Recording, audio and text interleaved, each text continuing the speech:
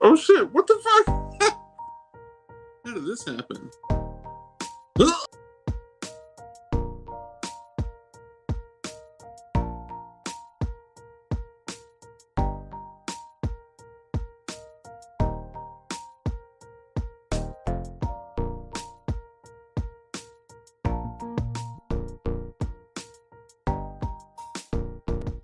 Channel members, sound up, sound up.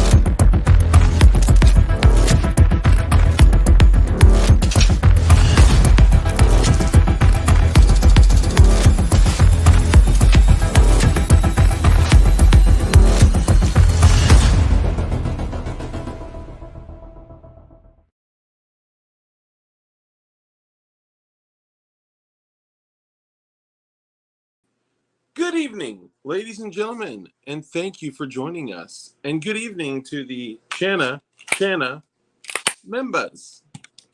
Guess what that was? Hey, for all of you firearm junkies out there, guess what this is? Very smooth, very smooth. All right, here. This is the sound of the magazine. All right, magazine goes in. Hold on, let me do this. More accurate sound. There you go. And then, oh, that may have given it away right there. I'll let y'all guess. It's not that Trey Pound 7. That Trey Pound 7. Dark Snoop 40. Damn. Okay, not 40. Not the 357 SIG. We're going to get to it. Speaking of 357 SIG, we have 32 people right here in the beginning, right away, right when we start. And the 32 is the 19 size model of the Glock and 357 SIG. So what a beautiful way to start. I'd like to say, first off, congratulations to Toy Town Inc., who now, for the 5th time in a row, has been the first person in the chat. So congratulations, sir. You, sir, deserve 1 crisp high five and 2 thumbs up. So congratulations. You're the man. You are a real one, my friend, and you are one of us. So, man, look at this. I said channel members sound off, and good God, look at this. Okay, let's get this. Okay, so we got Toy Town Inc. that was first, as I mentioned. We got DB Koopa, channel member. Z, channel member. T for Tejas, channel member. Marconi, channel member. A, Evan Bazinski, channel member. Channel member. Mike McClune, what's up, brother? Channel member. Senor Bob, channel member. C&T Designs and Arms. That's where he designs his arms. Channel member. Rusty Shackle Ford, channel member. And we got Come Out in PLA, another channel member. Thank you for joining us, my brother. And I think I owe a bunch of you guys like DMs, like return DMs and stuff like that, man. I just want to first start out by saying I'm sorry. Okay, there's a lot of people, including like the Indus Near Beware, come out in PLA. A few of you guys like sent me some DMs, and I just saw them recently, and I was like, dude, I'm such a dirtbag. What happens is, for some reason, Instagram thinks it's a really good idea to put like all like when so let's say I do a post and I tag 10, 12, 15, 20 people in there. It puts all of those in my DMs. And if other people tag me, they show up in the DMs. And all of a sudden my DMs are like flooded, and I don't know like what are real messages and what are people just saying like they mentioned dark in this post. So I'm sorry. I'm sorry. So let me go back here. Come on, PLA. Senor Mike. Did I say Mike McClune? Mike McClune. Mike McClune is the man. He's out here gifting memberships like money ain't a thing. I don't like it if it don't bling bling in the hell with the price because the money ain't a thing. Y'all want to floss with us? DB Cooper, Senor Bob, come out in PLA. Z? Jeff Cron, what's up, brother? Ooh, 320. But listen, so listen at the end, all right? There's an action after the action, all right?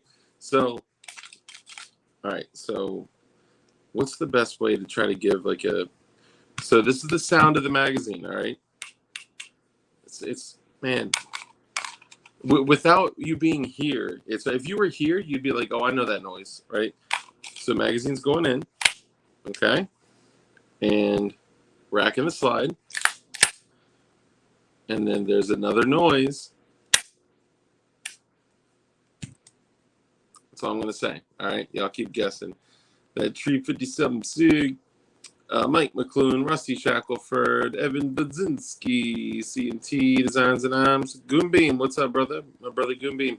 I was actually using your Goombeam today, and I was literally going around my gun room, like, I was searching for stuff, and I was like, you know what? A man died doing that with an Olight, but I do it with a Goombeam. All right. It's no problem. At least, not yet. But we'll see. We'll see. Maybe one day my face will explode. And honestly, I'd be all right with that. Misty, Misdemeanor, Mrs. Wayne, good to see you. Another channel member, of course, of course. Who else we got? My chat just refreshed, and I hate when that happens. Live Life, what's up, brother? Another channel member. Carolina EDC Reviews, channel member. Channel member. Existence Mundane, channel member. Ron to the Wayne, what's up, brother? Another channel member, who now is up to 3.5 billion subscribers. Very, very proud of your accomplishments, my friend. Key, ASC, another channel member. What's up, brother?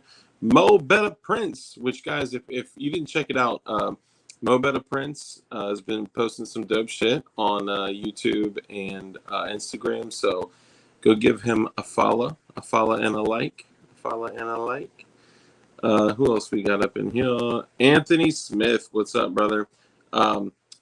Anthony Smith, what you got to do is you got to tell Crump, be like, Crump, get off your ass and get those patches to dark, because when Crump gets those patches to dark, then I can send them out. Then I can send them out. So holler at him, because I've tried to get him, man. He's he's dark. Your audio is a little sketchy. For real? Is my audio messed up? 42 minutes out. That's what's up. Is my audio messed up, y'all? Ooh! First one! Hammer fired and starts with a B. Bro, how did you know? This is crazy. Hold up. Did I miss something? Brother Mike McClune making it rain. Damn. Hey, CNT Designs. He knows what's up. Hey, 92FS action. Dang. Oh, he said, look back. I called the Beretta M9. I believe it. Toy Town is on his shit. He does not play. I'll have to look back. Give me a second. Let me keep saying what's up to the Chinna Sounds weak, like 40 cal. That's great. Hold up. Dang it. It keeps refreshing. Can I say what's up to my peoples? Can I say what's up to my peeps? All right, hold up. It's a pink Realtree Sky. I know it. Yes, you know me too well. That's my EDC. I have a little sack for it. I call it the Sky Sack. It's just my little pink sky. It's in the Sky Sack. It's great. It's so shiny.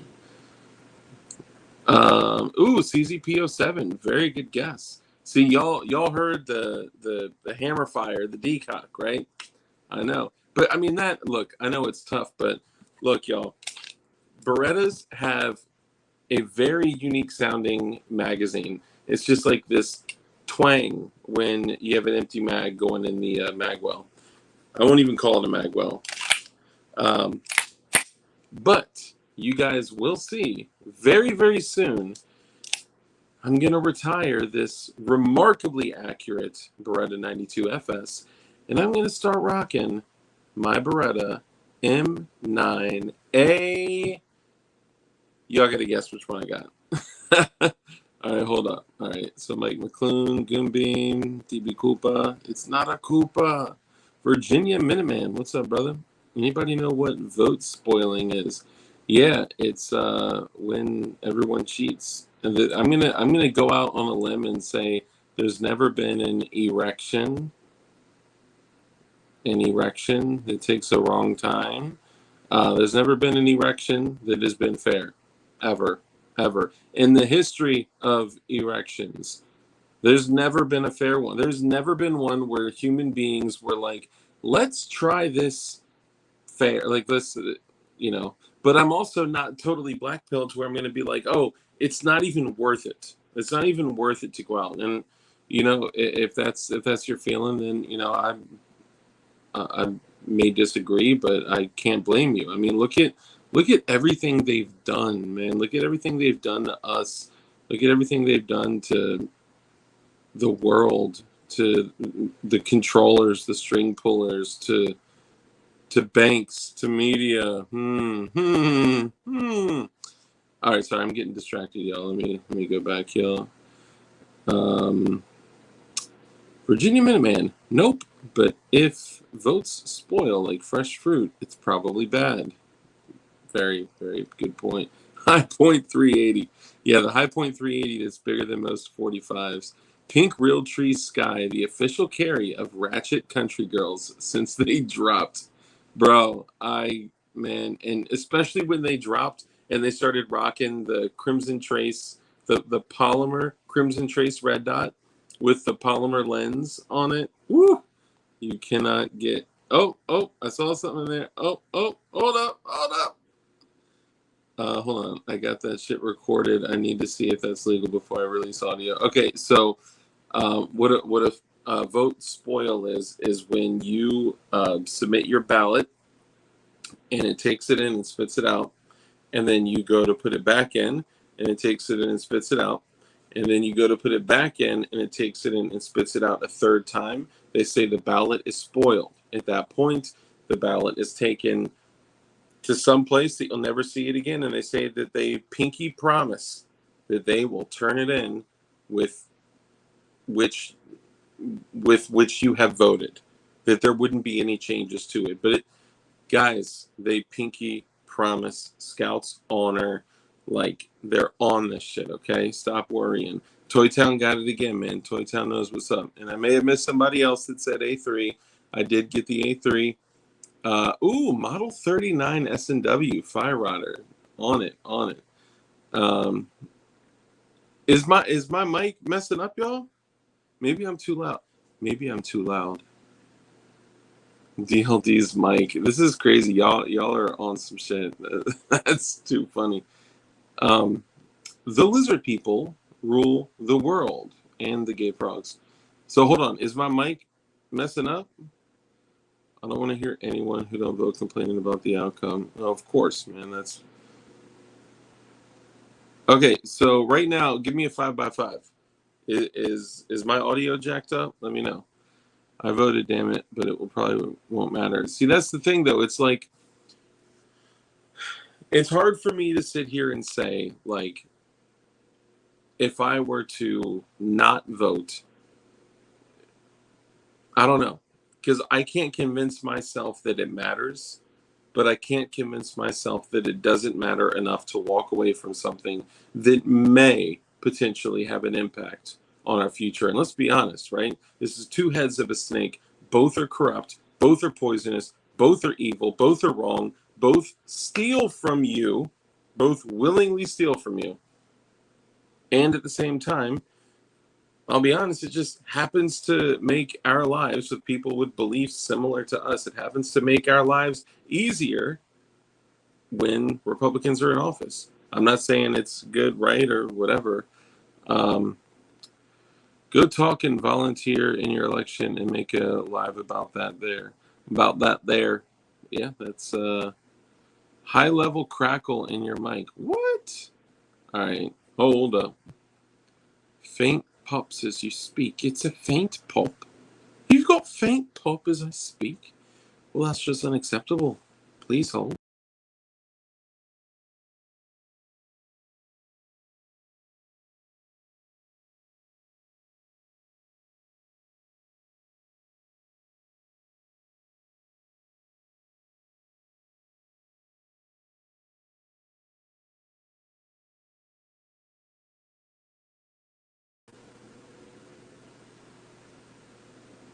All right, ladies and gentlemen, now could you please let me know if I have desk pops, faint desk pops as he speaks. Let me know if y'all are still getting bad audio. That's really frustrating. But hey, we're going to rock it out, man.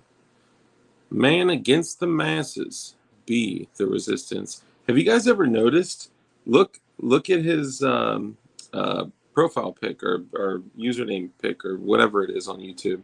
It's the ohm sign, which ohms are resistance, in electricity, and electrical uh, verbiage, and it's the ohm symbol, and it says "be the" or "be the" whatever. Garrett Black, what's up, brother? Hey, Dark. I was wondering, are my thoughts on the internet? Probably not. Now they are. Now they're publicly on the internet. Hang on. Let me check to see what my audio is at. 5 out of 5. No chirp. Cheep. No more fire. I gotta say, the coolest thing about somebody making fun of somebody not having a smoke detector, or the smoke detector chirping, like, yeah, I replaced my 9 volt in my smoke detector, and guess what? That shit was still going off. It was a bad battery, or I didn't reset it, or something. Okay, but somebody said, so Print Shoot Repeat made a video, and Print Shoot Repeat, I'd like to say, is a friend of the channel. He's one of the homies. He's been on before. He's been on the show, and he's just a cool dude. And he's actually he's going through some ish right now, y'all, with YouTube, and he's having a tough time, man. So we need to make sure we give him some support, but and support too, like his merch, his do your thing, do your dilder thing, and somebody was like, bro, you don't even have a smoke detector in that room. And his response was, I know, because this is the room that I make all the fire ass beats in. And I had to remove it because it kept going off. Flip, flip, flip, flip. I was like, dip. More like beta o dork. Z question. The GD Bacon, what's up, brother? The GD Bacon, good to see you. Yo, Bacon, why did you go live at like 7:19 a.m. East Coast, and you had some random chick dancing? I was so confused. That was a very interesting way to wake up this morning. But good to see you, nonetheless. Carolina EDC Reviews, what's up, brother? Hopefully I didn't miss any Chena members. But let's go back through and do some honorable mentions. We got Fama James, what's up, brother? We got Brand to the Sport, what's up, brother? One of our favorite mods. We got JC9. Dark, your house is bugged by the feds. Remove every fire detector. I don't think they detect fire, though. Which they should detect fire. They detect one of the symptoms of fire, which is smoke. Yeah, more on that later. Virginia Miniman, haha, I just got out of YouTube jail for some shorts I put out. So, bro, Okay, real quick. So I've been a very good little goy on YouTube, and I have not posted anything too reckless in a very long time. And I'm talking like probably 8 to 10 months. Okay. And today, so I've been monetized like on almost all videos for a very long time, right? And what they do is they monetize your videos based on, like your score, like how accurate I rate myself. Now, monetization isn't about the 17 cents I get from a video. I don't care about that. What it's about is pushing it out to more people, right? If you're not in the partner program, if it's not monetized, or if the video is demonetized or limited, all of them are going to be suppressed. Factual, 100% fact. That's what YouTube does. And today, I posted a short, and the short was showing an individual in Philadelphia. I'm sure a lot of you guys have seen it. It was a short showing an individual in Philadelphia. This was on Fox News, and this dude was working the BALLOTs, and he's on camera with a mask on. So I would only assume, who he may, what side his beliefs may lay on. And this dude is literally working the ballots, and on camera, he's flipping through, going with a pen, looking up, looking around, looked right at the camera, and then he looked down and he just started going through, marking ballots like this. Like, yo, what are you doing? Are you signing them? Are you like, are you the president of the ballot club? Like, what's going on? So I saw it. I actually, it was brought to my attention. I was, I'll say it like this, just to not get weird. It was brought to my attention by somebody in Risky Kriski's community. So I took that. I hit up Risky Krisky, and I was like, "Bro, are you good if I post this?" And he was like, "Yeah, go ahead." I was like, "I'm gonna post it and share it with everybody, right?" The second that I posted it, it was like limited. And you guys have to understand how rare and unusual that is. And I have a feeling that it's because I had originally put the word erection with an L in there. And that's where this likely came from. So let's keep going through the honorable mentions. We got JLM. What's up, brother? We got Joe Morris. Good to see you. Garrett Black. What's cracking? Thank you for joining us. Fire Rodder, another one of the homies. P38 Wilberto, another one of the homies. Hey, Detective John Kimball, look at that. Hey, what? I did not see that until now. What? That is crazy. That is absolutely crazy. Oh my God. Do they want to drive us to like a kinetic event here? Like, what? This is crazy. There's no way in actual fucking hell. I'm blown away. Totally blown away. Jesus Christ. What's up, Detective John Kimball?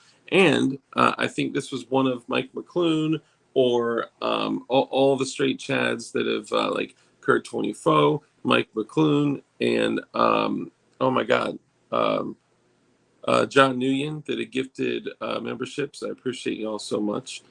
So thank you. And enjoy the perks of channel membership, which is basically emojis. And also, you get to get invited to 2 annual events, which we've already done one this year. Technically, we've done 2, but we're going to do another one. We'll probably do one in December. And we'll be getting the um, yeah, we'll be doing some dope shit. I just can't say it yet. Um, Abbott is showing in the lead. Abbott is way ahead of O'Dork. No, he didn't. Abbott is still in. Okay, all right. I'm just going to shut up then because I don't know what I'm talking about. I'm not following every single individual state. Get your muskets, gents. Absolutely. Texas will power this winter. Texas. Dare I say, all rigged. You got to be careful what you say on this platform. Um, I'll say this, man. When I went in to vote, and yes, I was voting harder. I was voting as hard as I could. So there, for the guys that want to joke about it, yeah, I went to vote, and I've never, ever. I live in an area that is in the highly densely populated areas. It is much more left. I mean, like leftist extremists. Okay, like you can see the color of chicks' hair in their car before you get like close enough to see like what they look like. Um, I have never seen as many Republican sample ballots walking around than I have today. I mean, that was crazy, crazy. And I saw this chick when I was there, and she was a really attractive younger. Um, I mean, a little younger than me, but not old. Black chick, and she was sitting there with a blue, Democratic sample ballot, and I wanted to honestly have a conversation with her, and I wanted to ask her questions for her to go through and answer and kind of like self-discover on her own that they are not for her, they are not with her, they are not supporting her. And please just tell me one thing that has impacted your life positively through the last 2 years. The problem is that people like that, generally they're what they're saying, anything that they say is not their argument, right? Anything that they say is shit that they've been programmed to say, little one-liners and little bazingas from the media. And once they have to actually sit there and truly argue their point, though, that shit goes out the window because that shit won't work with me. You try to have a conversation using headlines and shit, it ain't gonna work because I'm gonna ask you to specifically give me in great detail your answers. Um, Bro, that chick would have split your shit in half. Um, yeah, sure. I would have split her ass in half. She was fine. I'm just kidding. Savinity, what's up, brother? Good to see you. DLD After Dark. Do you get a number? She was cute, though. But, guys, I'm still legally married.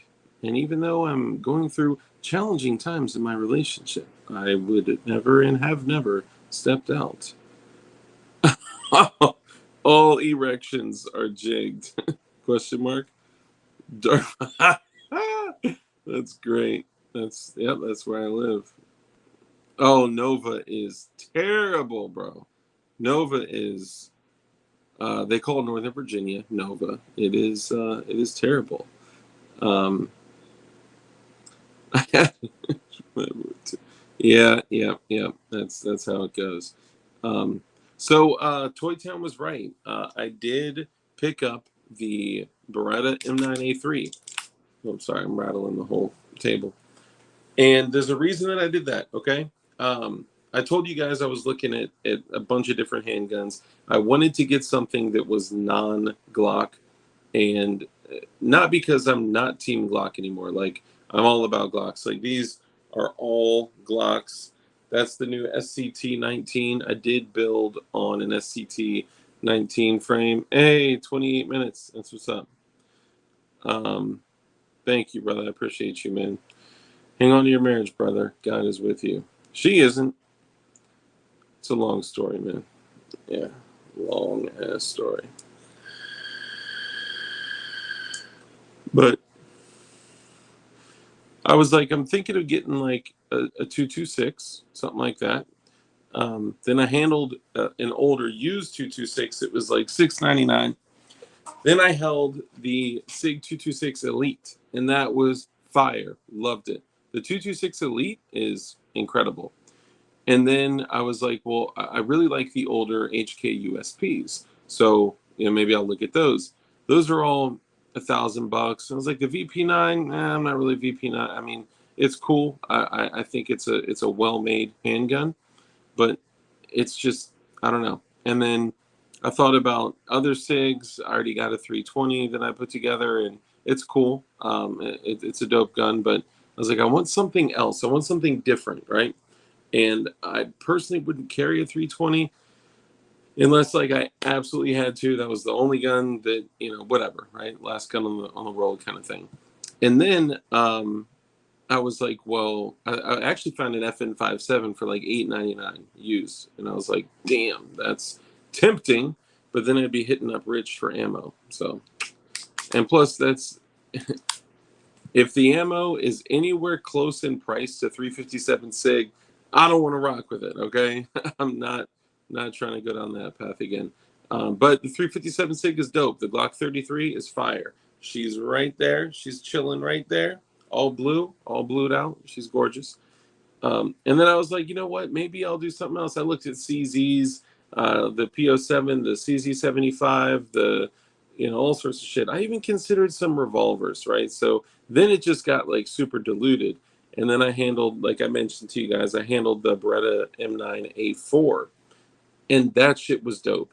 Dude, the Beretta M9A4, fire. But the system that they have on it for red dots just looks funky. It's a weird, like, 3-screw pattern that just didn't, like, I don't know. It looks odd because the shape of that, here. The shape of that slide does not look like it should have a plate and a red dot on the top. Now, I'm not saying anything to anyone out there that's running a red dot on a Beretta. Fucking props. Do it. Run that shit. But it just looked funky to me, right? And I've always wanted like an actual M9 like A1 till I held an M9 A3 or A4. So I was like, okay, so I'm down for an M9 A3 or an A4, whichever one presents itself to me. So I'm scouring Gunbroker all over the place. I'm looking at shit left and right, and I end up, I don't know if I told you guys this. Yes, the 8-shot 357 Magnum with the scandium frame and the titanium cylinder. Woo! That thing is fire. It looks like a fucking flare gun, bro. And it's cut for moon clips, so you can just, open it up, pop it out, drop it in, and then you're right back in action super quick. Those are dope. But the Gunbroker scouting, I was like literally all through Gunbroker. I could probably like list off everything that's on that entire site right now. Just kidding. But I came across this lonely auction. It was an auction for a Beretta M9A3 that was very, very lightly used. It only had a little bit of scuffing on the right side where that, I think the disconnect or connector or whatever, that piece that slides out on the frame of the Beretta when you pull the trigger. And I saw that it was in very good condition. The pictures were horrible, but I can look past that. I'm looking at the firearm, the condition, the function. Then I continue looking through, and the first like 5 to 7 pictures were just the pictures of the gun. Then I see it's got 6 of the sand magazines. So these are the sand color, FDE color, which are kind of like a bronze color magazine with a flat dark earth baseplate. And I was like, damn, 6 magazines? That's what's up.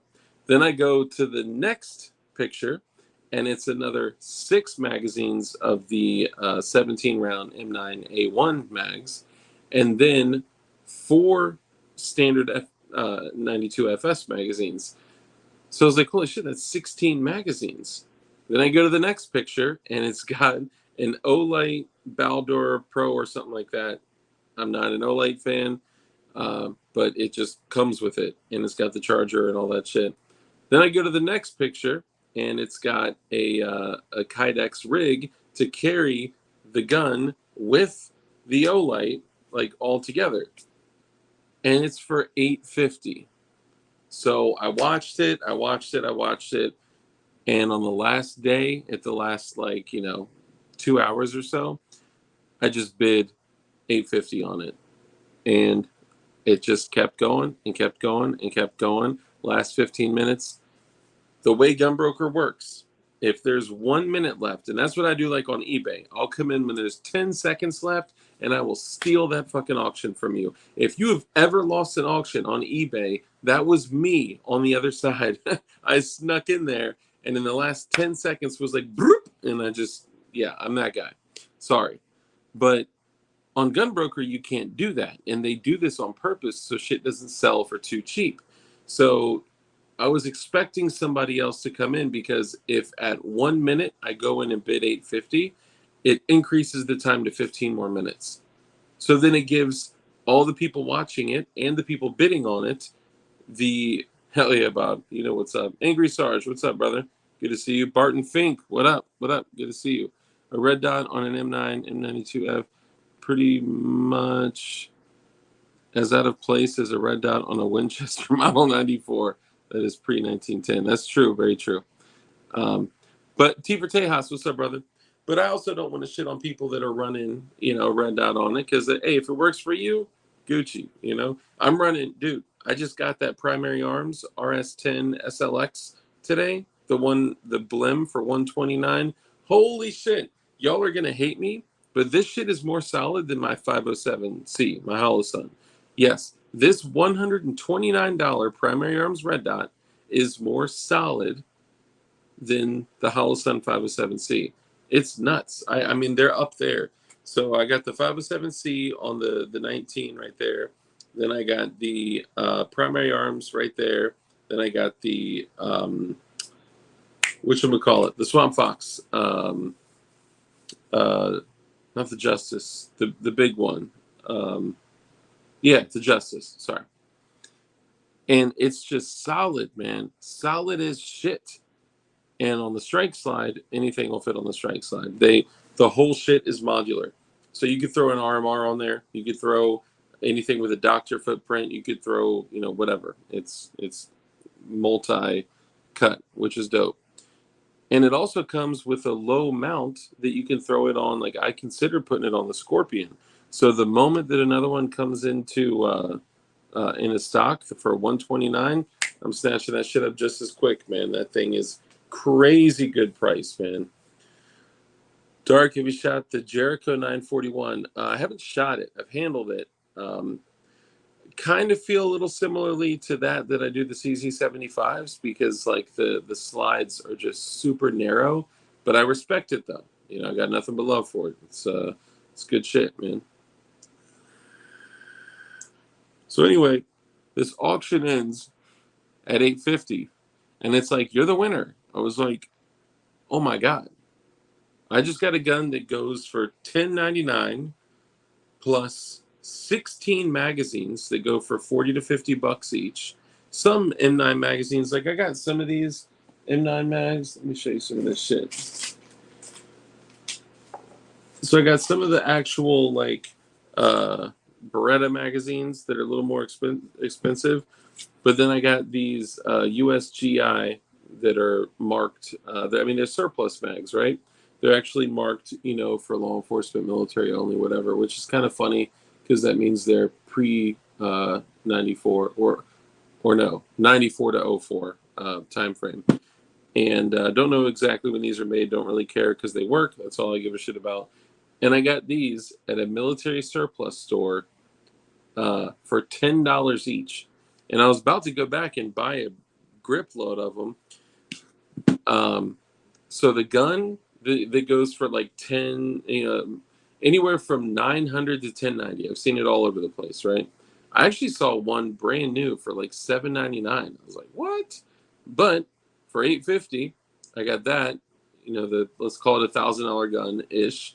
And then 16 magazines, which go for anywhere from, $10 to $50 per magazine. Those sand magazines are, $40 something plus, 10, but basically once shipping is in there, like almost $50. The Baldor, the Olight, I don't really get down with Olight, but I'm sure that shit's what, $150, something like that, maybe more. And then and I don't know if it's a light or laser, or if it's just a light, whatever. I'll give it a shot. I'll give Olight the good old college try. I'll see what's up with it.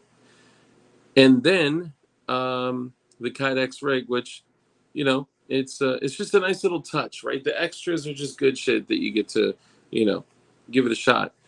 Then I also picked up a motherfucking Safariland holster, and that shit's gonna be fire. The ALS, and I picked up because I'm making some changes to my rig and to my kit, whatever you want to call it.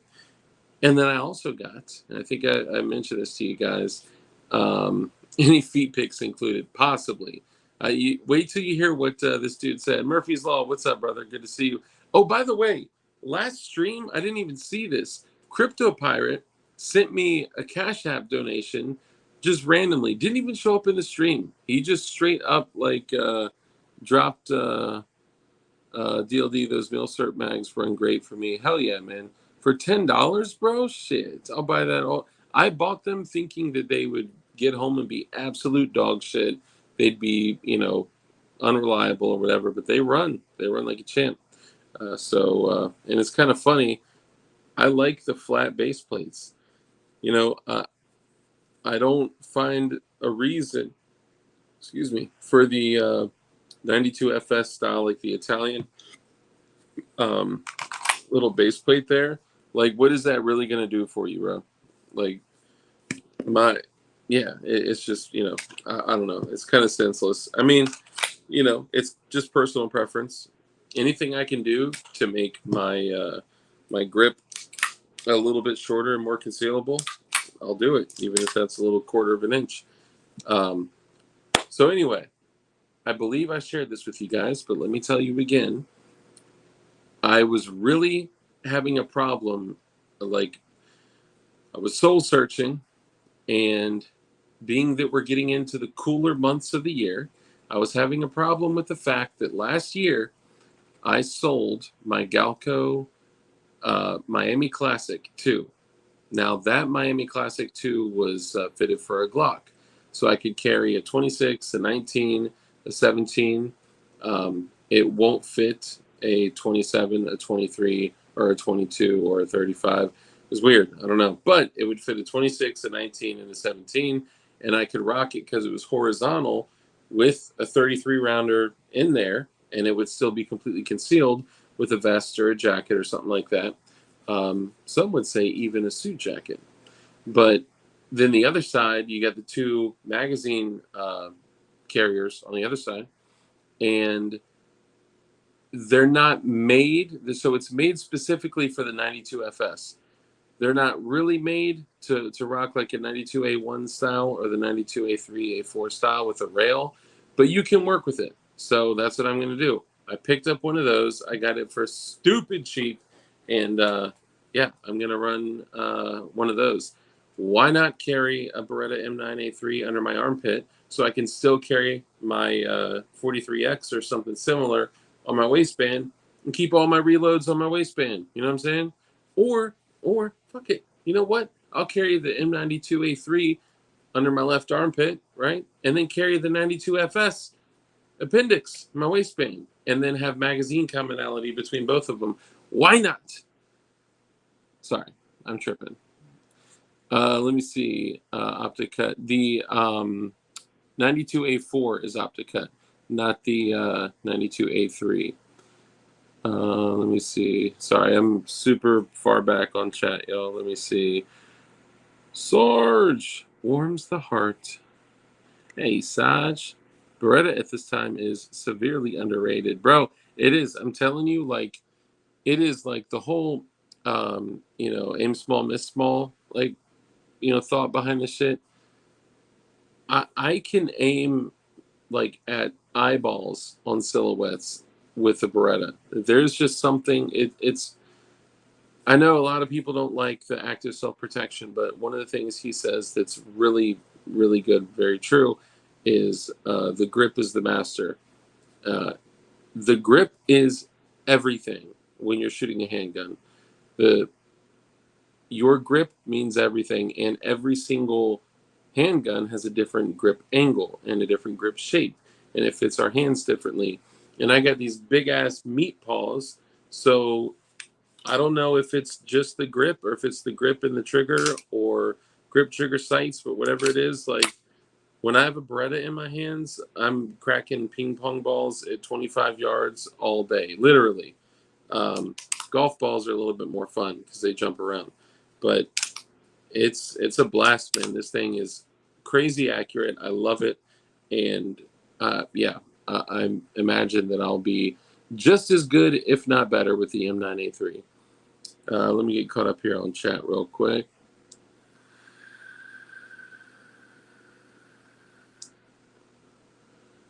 I don't believe they do. I believe they're slightly different, my brother. For your T finger, bro. Those mill syrup are actually more reliable than any of the aftermarket mags. Oh yeah, especially if you're rocking like a Pro Mag or anything like that, you gotta rock the Beretta mags or the Checkmate mags or the Metgar mags.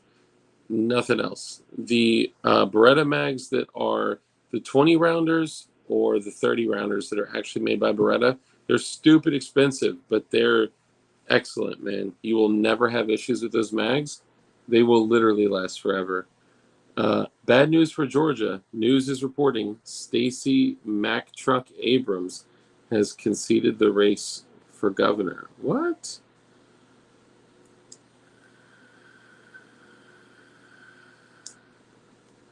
Here, hold on one sec.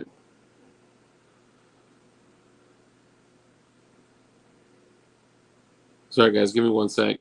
Coop, I'm sending you something to your Instagram right now.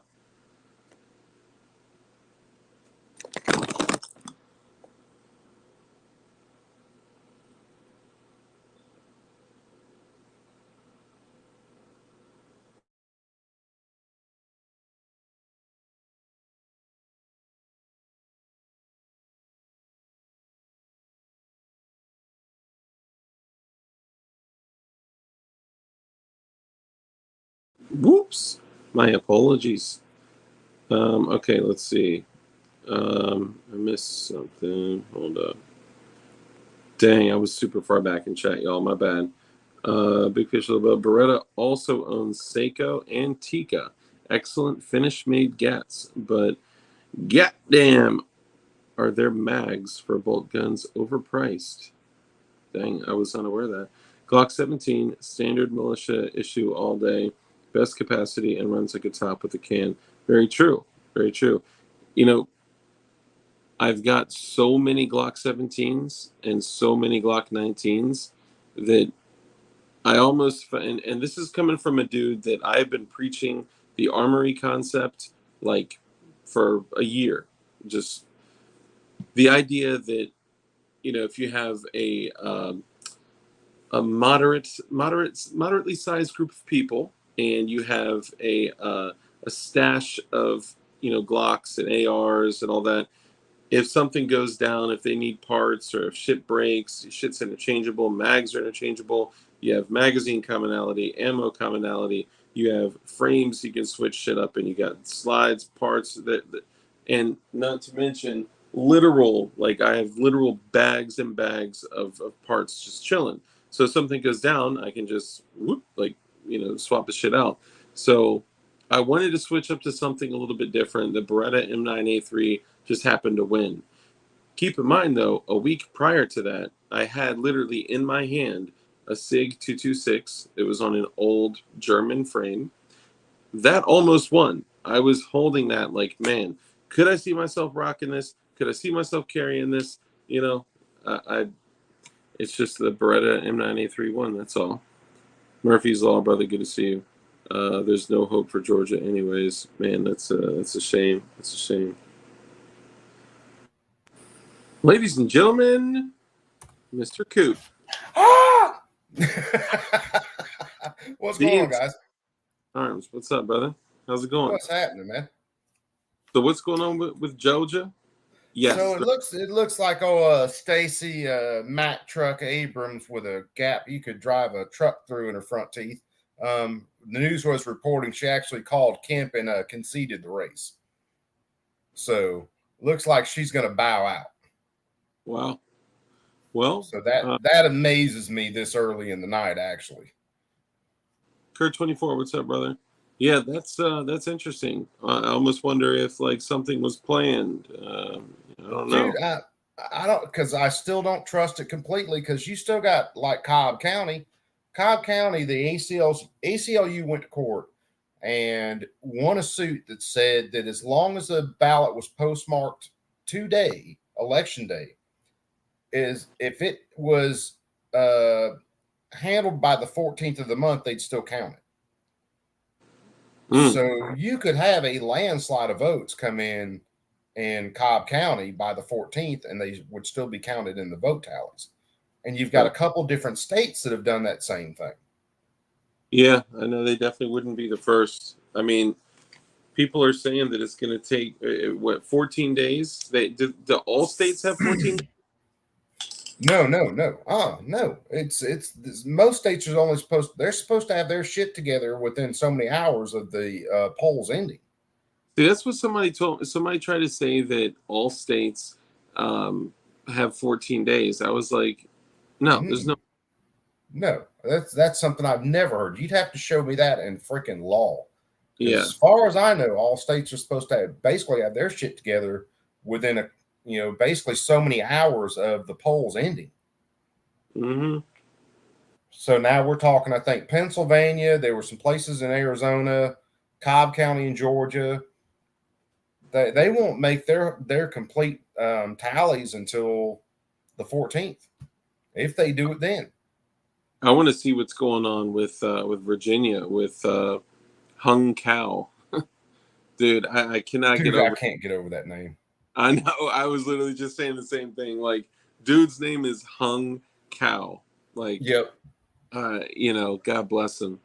And I mean, he seems like a decent cat. I mean, I think most likely a lot of them are until they get up in there and see what's actually going on. Then they're all like, I can make what? Off of what? Doing what? You're better than I am, because I think a lot of them go in there knowing exactly what the game is. And they go in there for that reason. Yeah, I just mean the ones that seem like they're doing it with integrity and with purpose and for change and for the future and, all the bullshit, the Barack talk, Go watch. Honestly, wouldn't be surprised if the left started shooting people from being mad. Let's hope I'm wrong. So, okay. So there's been situations where, people of opposing beliefs have become violent just over differing beliefs. This is the craziest thing. Like, I can look at and be like, okay, we have opposing beliefs. We believe different shit. But I can look at you, whether you're a stranger, a friend, a family member, whatever, and I can still love you as another human being, right? The child of God idea, right? Like, we're all a child of God. But these fools cannot get past it. Anybody who is on the opposing, thought spectrum of these fools are evil, racist, Nazi terrorists. Dude, I can deal with people to a certain point, but when you're so far out there on that spectrum, we can't even have a rational discussion on something, then I no longer want to deal with you. We're done. We're through. I don't want to talk to you. I don't even want to be around you. I have a very, very simple mathematics that I run some things by. You are either a plus to my life or a negative to my life. And if you're a negative in my life, I really don't need you around. Facts. They're saying my mic is fudged up again. Give me one second. Yeah, it's sounding bumpy. All right. I'll be black. Stay white here. Hey, you got me here. I'm white. Let's not check. Kind of. So anyway, how's everybody going? Feeling bad, feeling good, a little sad, a little happy, confused as hell. Hopefully not about your gender.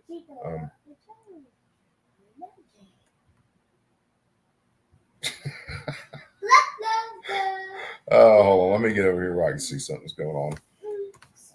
Oh, man. So let's kidnap Dark's whole show. We'll turn it into the We Hate Beretta show. Hello. You're sounding a little squirrely there. All right. Am I back? What's going on? Yeah, you're back now. Happy to not see any more political ads. True that. It's the devil. It is, man. It's the motherfucking devil.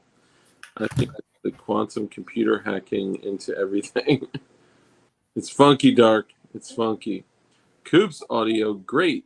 DLD, not so much. Dang, why you gotta call me out like that? A lot of them also don't believe in God. Fact. Empathy goes one way with some people. You know, that's a really interesting thing, and I've noticed that, and I've also noticed that a lot of people have taken like, for an example, the atheist conversation. So the or the um, shit. Geez, I was just talking about this the other day. Um, Anarchist and atheist. Those two terms, the left has completely. And again, I hate. I'm saying the left because this is the way that they have programmed every single person to understand it the same way of like every now and then when you're talking about shit, sometimes you got to be like what they consider to be ghost guns, right? I'm using a term that they use. I don't like to say the left and the right and all that shit, but it's just facts. It's like how else am I going to call out the group of people that they are, right? Especially when most of them are like leftist extremists. So what does that make me? Am I a rightist extremist? Yes, you are an absolute extremist. Basically, anybody to the right side of AOC these days is an extremist. So the other day on Twitter, I held an ultra, and it's funny because I think you well enough to know that I certainly would not consider myself an ultra MAGA extremist. But what I see nowadays is anyone that has a mind of freedom and independence, they are automatically, you know, ultra MAGA extremists and right wing extremists and right like how the fuck would you assume that I'm some type of like Trump dick sucker? I'm sorry, I'm not sure. Hopefully your kiddo can't hear that. No, he can't hear Okay, all right. Um, Dark cuts out when Coop's kid screams. No, that, that's how microphones work. um, Flying Rich Ultra MAGA, yeah. But that's the thing, like, you can't automatically assume that anybody that disagrees with you is, got their chin on Trump's ball sack. Like, come on, bro. And plus, like, nobody wants to actually have conversations. Nobody actually wants to, and this is, I say it all the time. If you end up in a conversation with somebody of opposing beliefs, the first thing you want to do is throw information at them, right? The best thing for you to do is to talk as little as possible and ask them questions because people love talking about themselves. It'll be the best conversation of their day, promise you. You have a conversation with them and you ask them questions and you have them rationalize their argument from their point of view, and they'll finally get to a point where they realize that they don't even understand their own argument. I promise you, they cannot rationalize their point of view because it was installed in them by the media. It was installed by them. Well, It's not an organic thought. they can't sit down and rationally think about something as to what are the steps of it. What is the logical progression of this theory as it goes along? Um, they can't do it. That's why when you actually do get them to rationalize something, their brain shuts down. And all of a sudden, they're like, "Well, you're just fat," and then they just go somewhere else. Um, they hate being presented with a set of facts that they're all emotion on things. When they see facts, it's like freaking garlic to damn a vampire. Yeah. They just freak out about it. Yeah, logic, information, and facts is a big issue with them. The end is near. Beware. What's up, brother? Just caught up and watched 2X Speed for about an hour. But Abrams hasn't conceded her race from 2 years ago, so she won't in this race ever. Yeah, and good to see you, the Industry Beware. I did mention that I know I saw that I got some messages from you that I did not respond to. So that's my bad, you and several others. So I apologize. And actually, somebody's knocking at my door. So would you give me a quick sec? I wonder who that could be. I don't know who it could be. Hopefully he didn't crash into your car and your house. Yeah, right? Good thing they're not flying. This is true. Now it's the Coop stream, y'all. Show some love. Hey, you know what? Show some love to Coop, and let's see if we can give him a new nickname tonight. The person that comes up with the best nickname, I'm going to give a set of these AR-15 punches for free. And they're like the super fancy, like flat ones that you can use on the side of your receiver, which it's brought to you by DLDhardware.com. DLDhardware.com, the only jig store that's completely out of jigs right now, except the guys are jig. I'll be right back. Love you. All right, were you fuckers coming up with a good nickname? You better come up with a good nickname. Don't phone that shit in. If you phone it in, we ain't using it. You have to come up with a good one. The Scoop with Coop, that might be a good name for a show if I started doing like a little newsy show instead of my smart ass news stuff.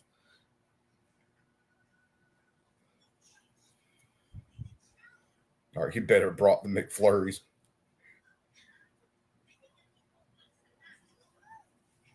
I think I am. If Slam Fire Super Coop. Just Coop, no poop. That could be a good line for it too. Because I am thinking about, I did the interviews with Ben and Ballistics, and I've talked to one or two other guys.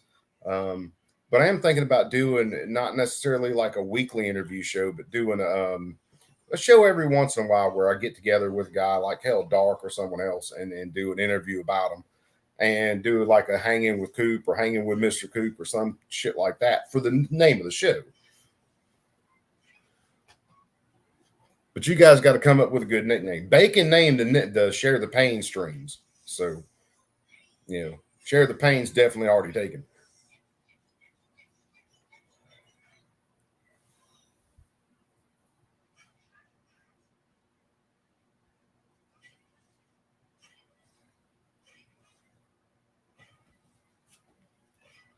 You can if I got I don't know. Marber a minute with Coop. That could be another one. Maybe that's what I need to start doing. I need to take a page out of Ron Wayne's book and do a short like every day and do the Marlboro minute with Coop. Only I quit smoking Marlboros. They're too damn expensive. And yeah, I got another one up. What are you doing, child? You not feeling good? I came to Twitter. I have no friends in school. Huh? I have no friends in school. You have plenty of friends in school. Looks like your fever's gone down though.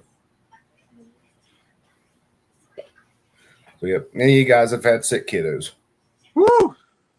All right. Did you find your stalker at your door? I guess it was a neighbor, some deranged neighbor that was asking for sugar or something like that. Oh, he wants some sugar from you, I think. I bet he does. Gentlemen, right, come on. Only Flying Rich. What's up, Coop? What's happening, Rich? What's going on? Oh, I am all fucked up. Driving too much. I've been waking up at like 2 a.m. and flipping around in bed the last couple of days, so I'm like way the hell worn out. Well, when you flip around in bed, did you ever hit Dark on the side of the face? Not in my bed. Yeah. Nah, man. How's the driving been, man? Everything been cool?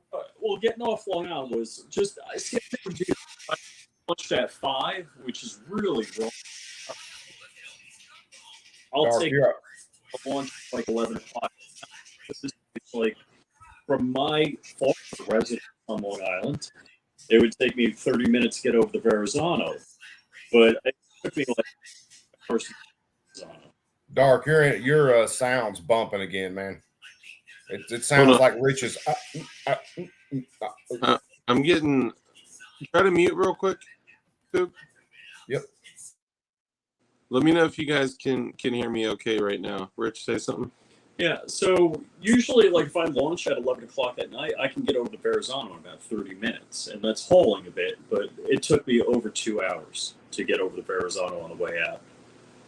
Can you guys still hear the audio okay? It's still popping. It's not as bad, but it's still popping. All right, give me a sec. I'll refresh. Hang on.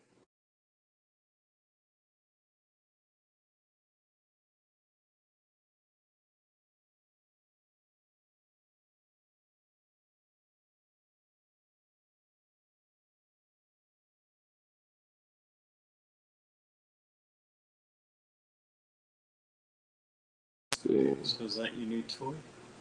Which one? Oh no, this is the old Beretta. The new one won't be here for like a week. Oh. All right, you hear me now? You got Coop muted. Oh, Coop, you're still muted. Yeah. I was muting just to see whether the sound would still stay the same. Oh, okay, cool. Unplug and have you tried unplugging it and plug it in? Dark is okay. Thank you. Clint Eastwood, what up? What up? Sonny Guns, bro, where you been at, doggy? I haven't seen you in a minute, man. Do I have to look up the chat?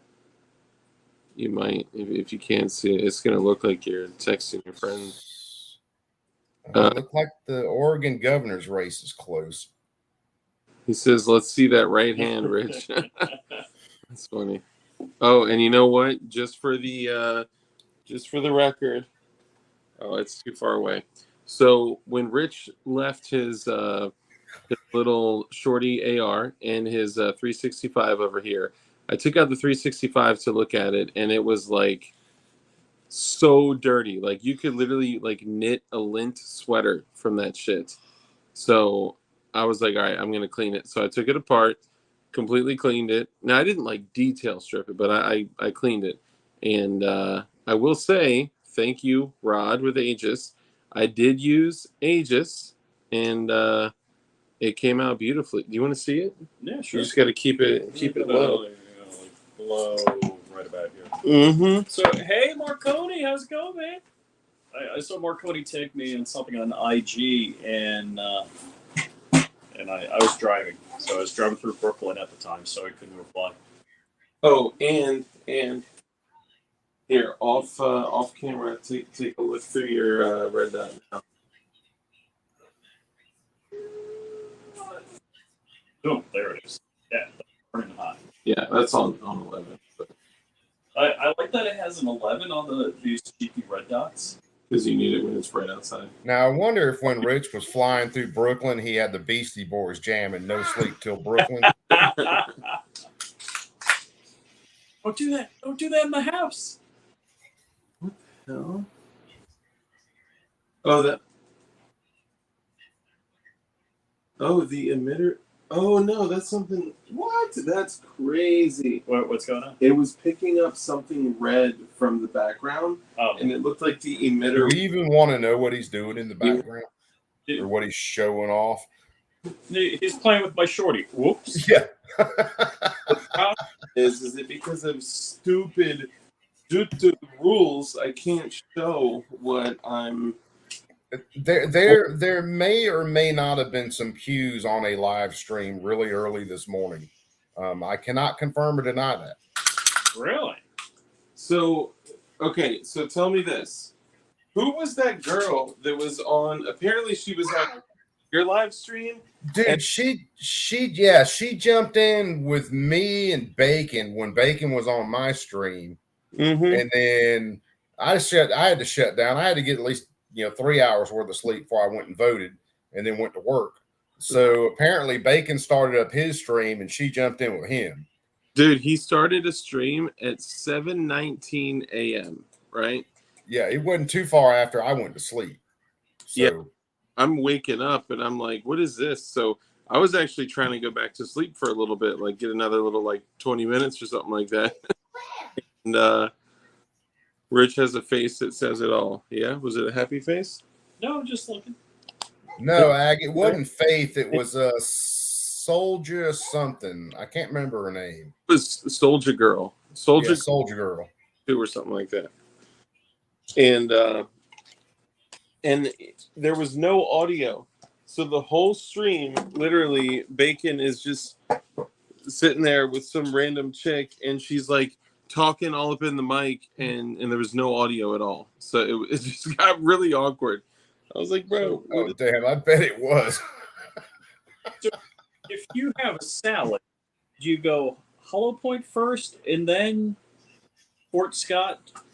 Or do you do the Fort Scott first and then the Hollow Point? you got to go. I would say just shake them up in your hand, and whatever you load in the mag first goes in the mag.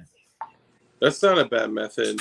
I personally would say Hollow Point first, because follow-up shots are going to matter less. I hope I didn't show this because the product isn't released. Oh, yeah. Oh, did we come up with a new nickname for Coop? They were coming up with like nicknames for shows. They didn't even come up with a real good nickname for me, like Short Fat Fucker, Smoking Hobbit. Smoking Hobbit. Coop, to piss her off for what? Yeah, for Murph. I think Murph had a few last night, and I think she was kind of whatever. Murph said something, and then she was like, "What?" He was just kind of pulling her a little bit. I think he was just throwing a grenade out there just to see whether she'd jump on it. So has it pulled a firearm back on you? Oh, yeah. Do you know how many times I reached my pocket and I'm like, oh my God, there's a wallet in there. I know. It's crazy. Like, not having a firearm on you. That's why, like, when I went to Jersey, I brought the firearms, but I wasn't carrying, like, on the drive up there with my family.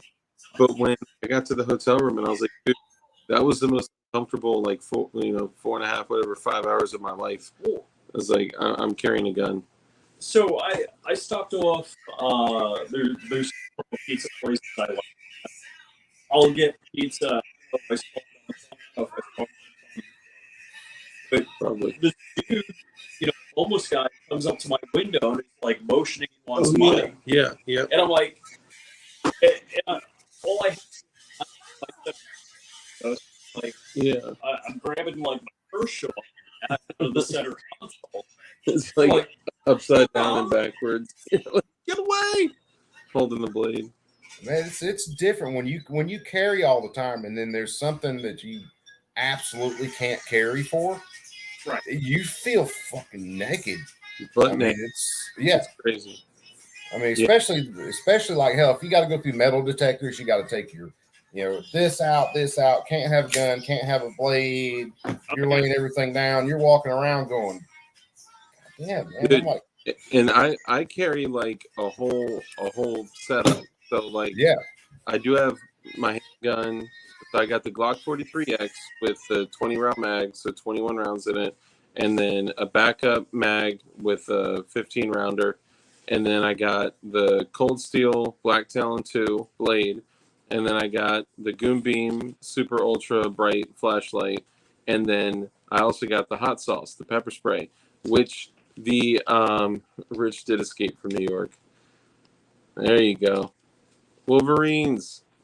I got two of those too, sitting over there. Rich all jumping around, acting like Snake Plissken, trying to get out of that joint and all stealthy and shit.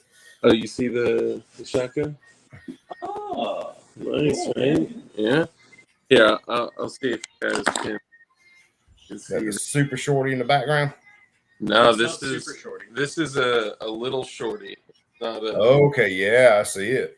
So this is the 14.5-inch Shockwave with the SBA4 brakes on.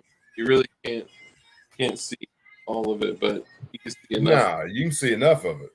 Yeah, man, that thing, dude. I got that thing for $325. Now I know, like, some people are gonna be like, "Yo, why is Dark Lake spending all this money?" So just so y'all know, I went on like a literal year, like just barely spending anything. I've been like super cautious. I've only been focusing on like some ammo here and there, and gear here and there, but not actually purchasing like a bunch of like complete firearms. So I got a couple things. I got a few things, right? I got the the Beretta M9A3. That's pretty penny. Then I got the Mossberg 590 Shockwave with the SBA4 brace, but that shit was only 3 1/4. And I got the Galco shoulder holster, the Miami Classic 2 for the Beretta, and I got the Safari Land thigh rig and the Primary Arms red dot, and then that's it. My spree is done. Joe Morris says DLD After Dark. F that. Treat yourself, yo. Treat yourself, Kang. Dude, when you can, you do it, but when you can't, you got to back off on it. Yeah, so I've just been trying to be super, I guess I want to make like investments, you know what I mean? Like I know that like no matter what, throwing that red dot on that strike is just going to make it more valuable, and it's going to be something I can use. And who knows, maybe one day if I choose to sell it, maybe it'll be worth more. The Mossberg 590, there's I needed an actual shotgun that I could shoulder that was longer than a 6.5-inch super shorty that I could actually run. Did you handle the super shorty? Well, Walter makes them, yeah. Walter makes them? Yeah. Really? Yeah. Walter Keller, he's got one. It's called the K. Oh, that's right, the KG. Yeah. I forgot about that. Yeah, that's a special thing. A 6.5-inch 12 gauge is a very, very special thing. Good to see you, Rich. Safe travels. You got to know when to hold them, know when to fold them. That's true. Very true. Well, so I put in the chat. Actually, tomorrow's the closing. I'm going to DocuSign. But selling a house that my great-grandfather built in the early 1900s. So it's kind of like putting down an old Yeller. It's kind of rough. How you feeling about that? I feel better now. Because most of all of the important stuff that's been in the house, I got in the truck with me. Yeah, but it's all right. So there were like 3 things that I thought were gone. One was a Civil War sword, and my buddy found it. I got in the car. Yeah. Another was a portrait of my mom and dad on their wedding day. Really? Yeah. Dang. So I'm very excited about that. And there's, as a kid, my dad had like this encyclopedia of woodworking, and it was all wood joinery and how to do it. And I would just like look through those books like they were comic books, and they were there. I was like, oh my gosh, they're so some really special things from either my family or my childhood or whatever. I was like just amazed, so very excited about that. Yeah, but I mean, even selling that though, you got to admit, man, that's a huge burden off of you. Yeah. I mean, being down in Florida, everything you've had going on, that's huge. Yeah, being an absentee landlord's a rough deal. And the house needed maintenance. There are a couple of things. So one, I had a new furnace put in 15 years ago, and the circulator pump, there are 3 circulator pumps on it. One leaked from the get-go. If I called the company back and said, hey, fix it, it wouldn't have been a big deal. That cost me an extra $1,100 to get fixed just now. Damn. So, yeah, you were spending buckets full of money on that shit. I blew like $5,000 in the last week on things on the house. Yeah, and it's easy to do. It'll come back to you though. Yeah, well, whatever. Yeah. Clint Eastwood says women play games, so I advise you get a prenup. MOB. When I was a kid, a lot of dudes would get MOB tattoos, and I always thought it was so stupid, right? But it was almost like a thing. Like people would be like, "Yo, do you got your MOB tattoo?" Which means money over bitches, right? And I always kind of thought, because I was a little knucklehead when I was growing up, but I never got the tattoo. Now, as an older, more seasoned gentleman, going through a separation, bro, I would get that shit tattooed on my forehead. But also, don't forget, y'all, everybody, we got almost 50 people in here chilling, right? it is so important that you guys understand that money is programming too, right? We've been programmed to literally pay thousands of dollars to leave our children with strangers just so we can go out and work to pay for the bills for us to leave our children with strangers. Right. We don't support ourselves or our families. We pay for shit that's delivered from other countries to get delivered to us, and living in this fucking world of consumerism and convenience to be literal fucking indentured servants that if the lights went out, we would know the fuck to do, including me. It'd be rough for sure. Yeah. I mean, but yeah, sometimes I got to think though. Some of us have to give ourselves a little bit of credit because we're a lot tougher than what we think we are sometimes. Yeah. I mean, we get used to all the modern stuff, but I mean, let's face it, plenty of average people have been put in some really shitty situations and have had the mindset that, okay, I'm here. What do I have to deal with now?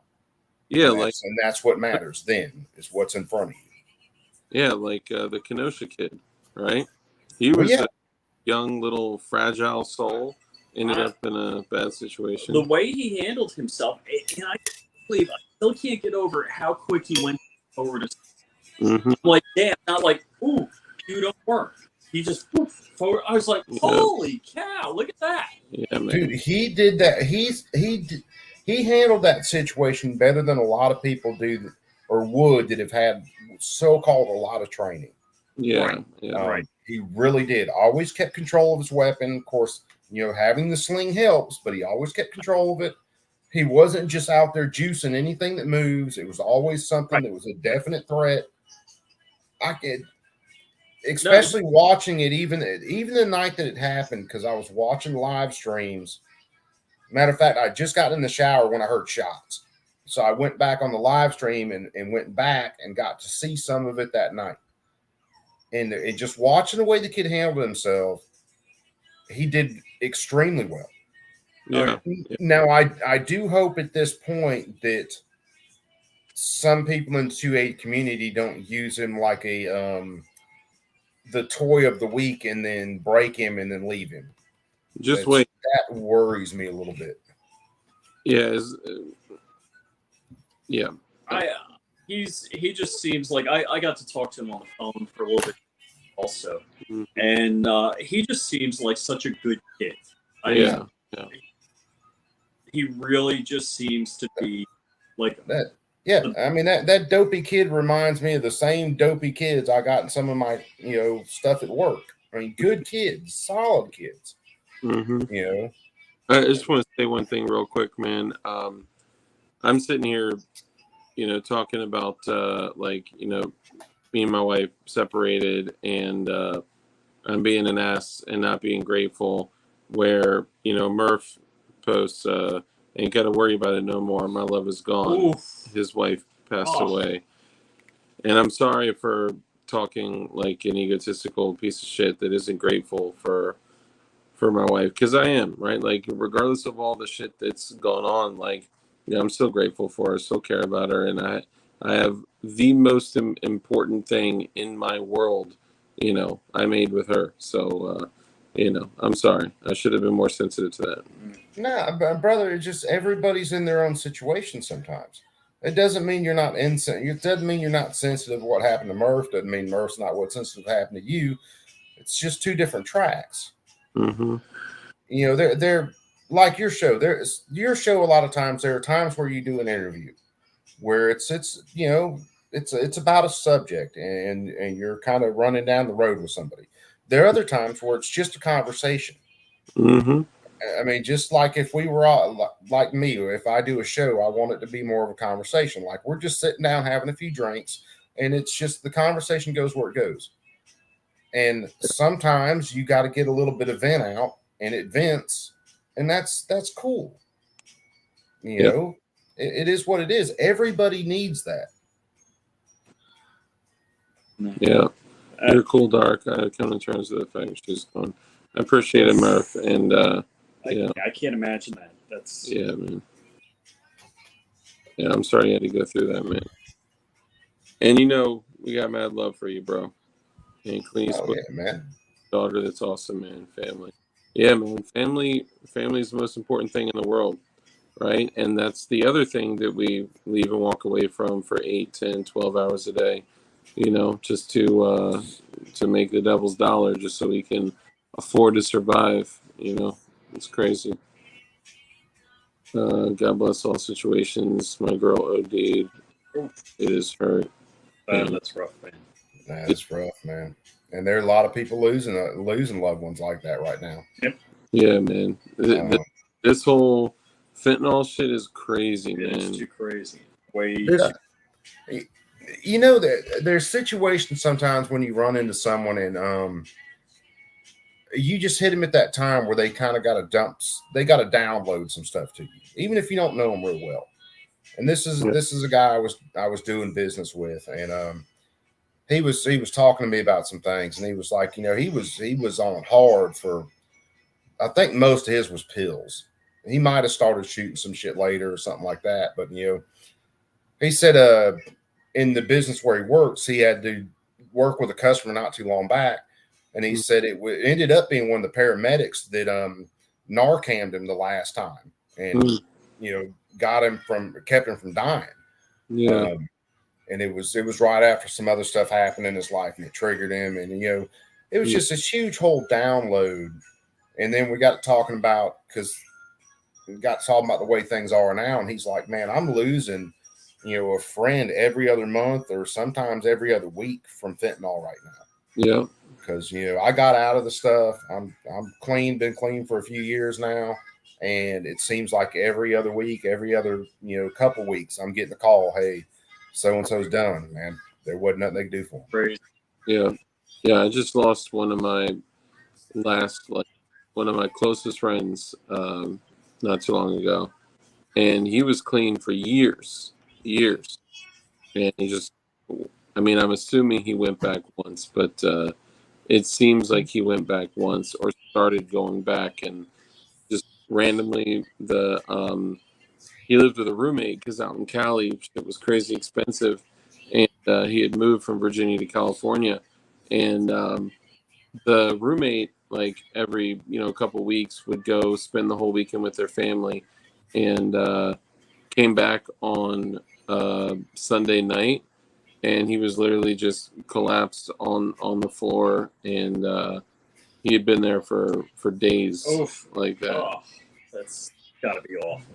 Yeah. God, man. So I feel it, man, and I know we're not the only ones going through it. There's, shit, just with the, just under 50 people in here, it's highly likely that every single person in here knows somebody going through it, has lost somebody going through it, or knows somebody that's going through, like, struggling with addiction and substance abuse. And, two members of my family, my dad was always an alcoholic of some form. And he ended, I couldn't tell you how many times he ended up in the hospital detoxing once he retired. Yeah. Because all he did was drink that. And another family member that's struggling with it. So, and not alcohol, but substance abuse.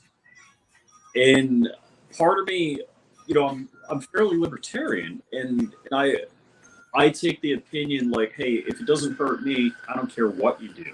That's your business.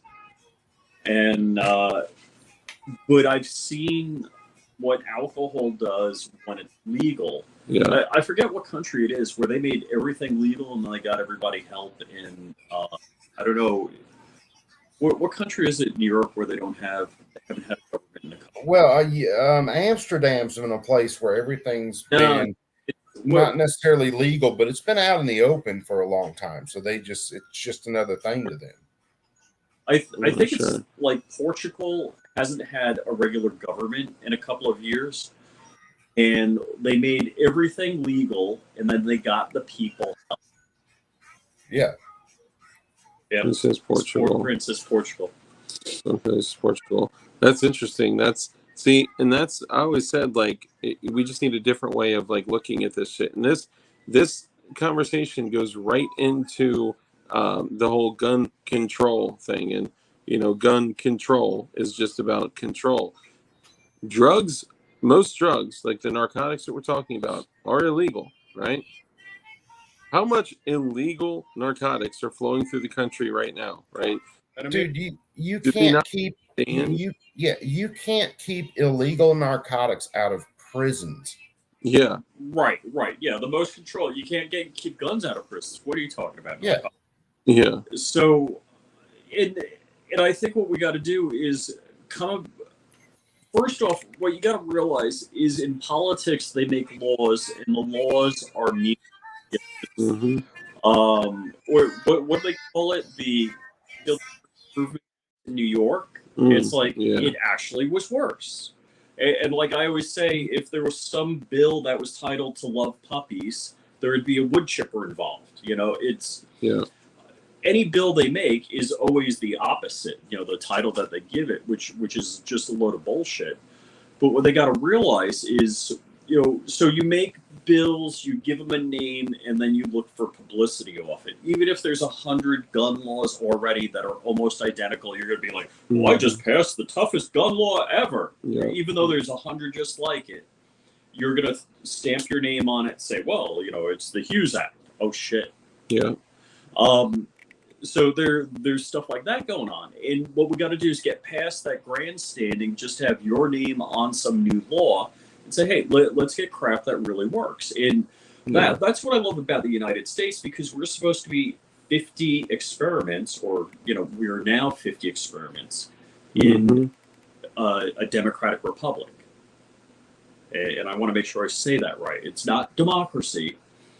And if Portugal's got it right, we should take a look at, hey, what are they doing right? And that's why I'm perfectly in favor of Colorado making pot legal. Because if it works in Colorado, you know, what the heck? Frag out! What's up, Frag Out? Yeah, honestly, I'm not against them being legal, because part of me is like, okay, you know, I would love to see something in the streets that's more, controlled. But then again, who would the control go to? Mm-hmm. The government, you know. Right, and I want as little government intervention in people's lives as possible.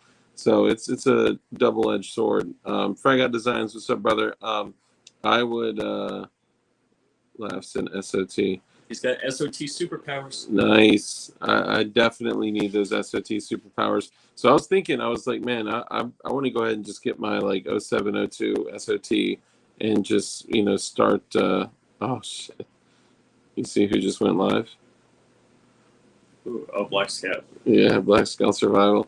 Black Scout Survival just went live, y'all. Y'all know what that means. Do we got to jump in a stream? Troll episode. No, I'm just kidding. No, just, you know, be kind. Yeah, I didn't realize, but there was one night we had like 8 here, and I was like, oh shit, Black Scout Survival just went live, and over there like DLD After Dark DLD. It was like, holy shit. You know he at least searched my name after that, bro. Oh, dude, I super chatted him. I think someone else might have too. He didn't even read them, dude. No, he just buzzed past and he was like, oh, okay. Yeah. Somebody super chatted him $200 and $50 on his chat, and he literally was like, hey, thanks for the donations. Kyle, what's up? Thank you, brother. Hey, Jennifer, thanks. There wasn't me on that donation. Bro. Hey, Frag Out, what's up, man? Their paycheck, and you literally were just like, yeah, what's up? Thanks, man. You know what? I hope people that are giving out money, and like we got a couple of great channel members here. So ADXR 920, did I get that right? Yeah. And Kurt 24, they're gifting memberships to people and stuff Mike like that. Oh yeah, man. McClune. And John Nguyen. You know, I hope they're not making a decision like, well, do I eat today, or do I, give some memberships or join a channel? You know, and I don't ever want to put it like, hey, oh yeah, you should join my channel. You know, it's like, don't join my channel. If you got the money and you feel like it, good, go for it. You know, everything else is right in your life, yeah, but don't just do that. That's crazy. Yeah, man. It's totally up to you guys if you want to support any creator, right? And don't let anybody pressure you into anything, especially if somebody's like, guys, this is it. This is time you take the black pill. We're at the end. We are never going to make it. And because we're so close to the edge, you should buy this freeze-dried, all natural, no antibiotics, food. It's like, bro, come on. 25-year shelf life. Yeah, 25-year shelf life. Use code DICKHEAD to save 10% off. Don't use my Like, come code. on. Yeah.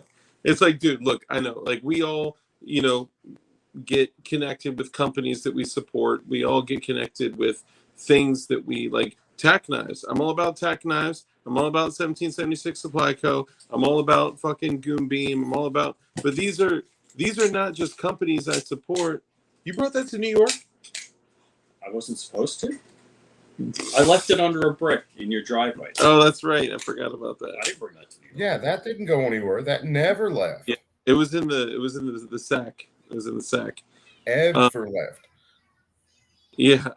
But yeah, I'm just like, dude, the reason I support these companies is because I have relationships with the people, and they're good people. Yeah. Right?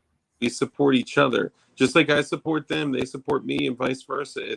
It's a relationship of reciprocation, which, by the way, I'm going to have a new relationship coming up soon here, but go ahead. Is this where he announced him and Rich are actually getting married? So Rich and I have made the decision.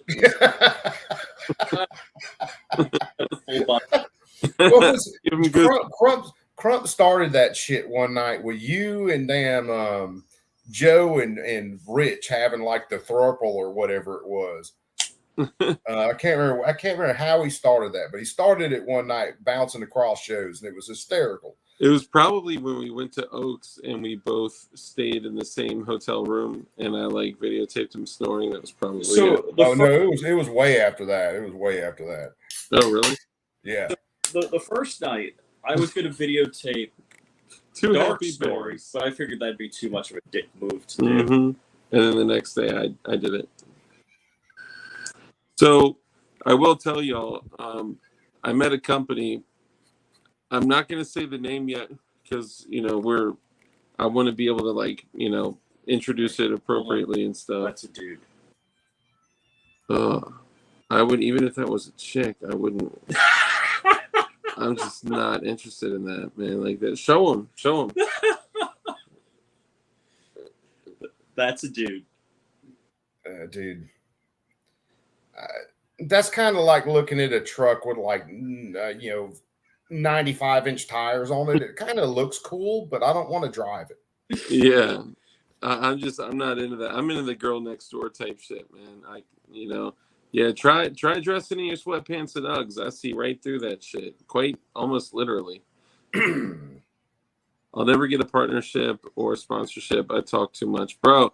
No, once it's the relationship, man. You build those relationships and people support you in what you do. It's all it's all downhill from there. So this was introduced to me at XCal, and it is a punch. It's 2 punches and a hammer, and it mixes martinis. I'm just kidding. So this is 2 punches and a hammer. Okay, so I'll actually introduce it appropriately at another time and give you the whole name and info and all that.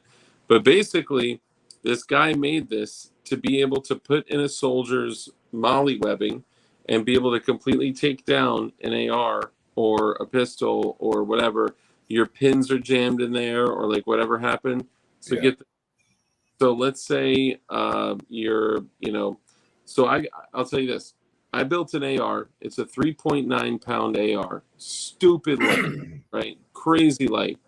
And for some reason, the pins, the takedown pins, which are titanium, get super stuck. So you actually got to tap them out with a Punch. Yeah, with a punch. Not anymore, because with this, I can literally line it up, and I can go like this, pull it back, boom. And it literally hammers into the pins. Boom. That is slick. right? Smaller, you want to start a roll pin, line that bitch up, literally, boom. That shit sunk in, a quarter of the way. And then you just turn it over to the other side. Boom, boom, boom, done. It's crazy. That is crazy cool. This little floppy thing, this has brought on a beautiful relationship. That's another thing when you do that, and all I can think is, God, I hope Man Against the Mask sees that and records it, because I can just see that hand flopping with something else in it. Dude, I just got a message that my mic fudging up again. Hold on one second.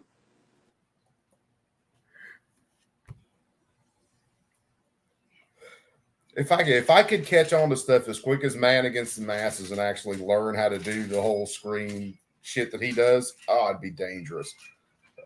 Because there are just times where something happens and it's like, oh man, that would look rough if you put another object in their hand, or kind of tweak the image a little bit. Yeah, you guys have to understand how my brain works. It works in pictures. I just can't get those pictures from my head to my hands. If I could draw like that, I'd be dangerous. I see Scott got it. Floppy, floppy, floppy, floppy, floppy. Oh, now I did it. Thanks, man. All right, let's see. How's that? Yeah, you sound good now. Yeah, I don't know what's going on, guys. Holy crap. Sorry. It says Fetterman 49.3 versus 48 What? Yeah, it's got Fetterman just a little bit ahead. Oh. How? I have no idea. That's very interesting, because I posted a video today of somebody in Pennsylvania at the ballot station marking ballots. Yeah. Now remember, Pennsylvania is also another state that said, hey, we're not going to have these results in for a couple of days. I mean, it might even be a week or so. True. Fetterman's already got a case where there's 1 million and something ballots that, the marks were wrong on wrong dates, all this other shit. So they were supposed to be rejected, and Fetterman's got a case in the courts right now saying, hold on, we need to save those. Those are ballots we need to count. Yeah, it's crazy. I can't believe it.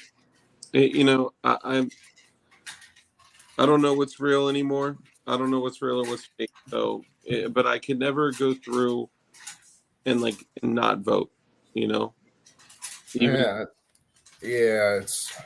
if the reality is that it's not even real anymore. I don't think there's ever been one in erection with an L that there's not been cheating. I mean, since the beginning of time, since the dawn of time, there's always, it's just the human programming. That's what people do. The selection stuff, we all know why. There's no other reason, plain and simple. Yeah, of course. To control you, because your government hates you and wants you dead. Hey, he knows the saying. Well, if you look, I think when it was God, I'd have to think of the election. It was in the early 60s. Would you eat bugs, Coop? No, I try not to. I eat bugs. They're called lobster. Are they? Well, I do eat crawfish, and I will eat a lobster if I get hands on one. Crabs, preferably not attached to anybody. Stuff like that. Coop beat me too. Yeah. I've never been into that type of situation, luckily. I haven't either. Yeah, that's some shit. That's also just saying.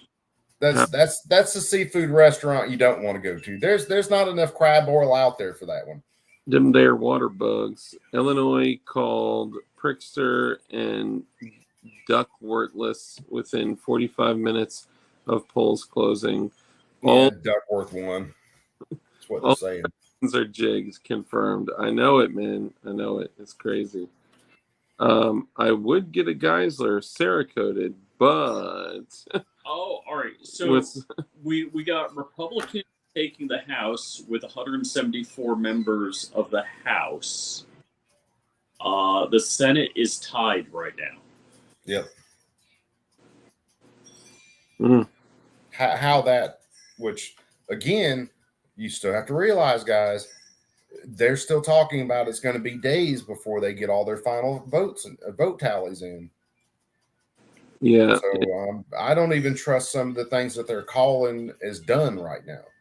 Yeah. I can't trust this shit. I mean, how many times have we been here before? Right. Well, look what everything looked like in 2020. Look at what everything looked like 3 o'clock in the morning. And Yeah. then, 4 or 5 in the morning, stuff starts changing. Yeah. Interesting how that works. Mm-hmm. I'm Illinois. They got Abbott way ahead of Beto right now, which again, take it with a grain of salt. Yeah. Yeah. Sport Brand said F word. We've all caught flyers and swallowed. I've not caught a fly in my mouth and swallowed.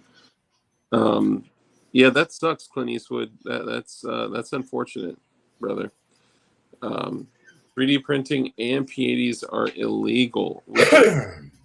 I find so hard to believe that. I mean, you'll know where I stand on this. I believe that every single human being should have the ability to privately manufacture modern firearms in the privacy of their own home with zero governmental overreach. Yeah, without a doubt. That stuff in Illinois. I don't see how that stands much longer than about another year. I don't see how it stands any further than that. We'll have to see. Somebody's going to have to volunteer to be the test case. Well, I mean, I guarantee you they'll find plenty of test cases out there willing to run it. Yeah. I mean, basically all they need is a couple people to say, basically, hell, I want to build these guns at home. This is stopping me from building guns. I could build my dream gun. This is stopping me from building my dream gun. I am suffering harm from this. Let's go to court. Yeah. But Rich is over here watching the news and shit. Yeah, I got it up on my on my screen over here too. So, dude, Arizona, their voting machines were down like 20% of them were down in yep. Maricopa. Yep. And a lot of people weren't getting the vote, and the Republicans said, "Hey, they went to court to try to get the polls open later." And the judge said, "Nope, you can't have the polls open any later." Bad call, because what happened is the people went to other polling places, were turned around because they said they voted already, or because they tried to vote already and couldn't go back and get their vote counted. Yep, that's bullshit. What's up, Safeline? It's absolute horseshit. Safeline, I got a question. So, Safeline, I've seen some of your videos, and I'm curious. It looks like Safeline, who was previously Safeline Live, had like an idea of some type of like almost like a 911 kind of like video chat concept that it sounded like Safeline was going through and trying to get it like launched and like not patented maybe, but I don't know, something. Is it like software or an app, or is this just something that you're like wanting to bring to reality, or are you actually going through and like working on it actively? I'm just curious. Went to 80%, we would go to 50%, so they came for the whole caboodle. Yeah, so the whole percentage thing, even that isn't really like a there's no like legal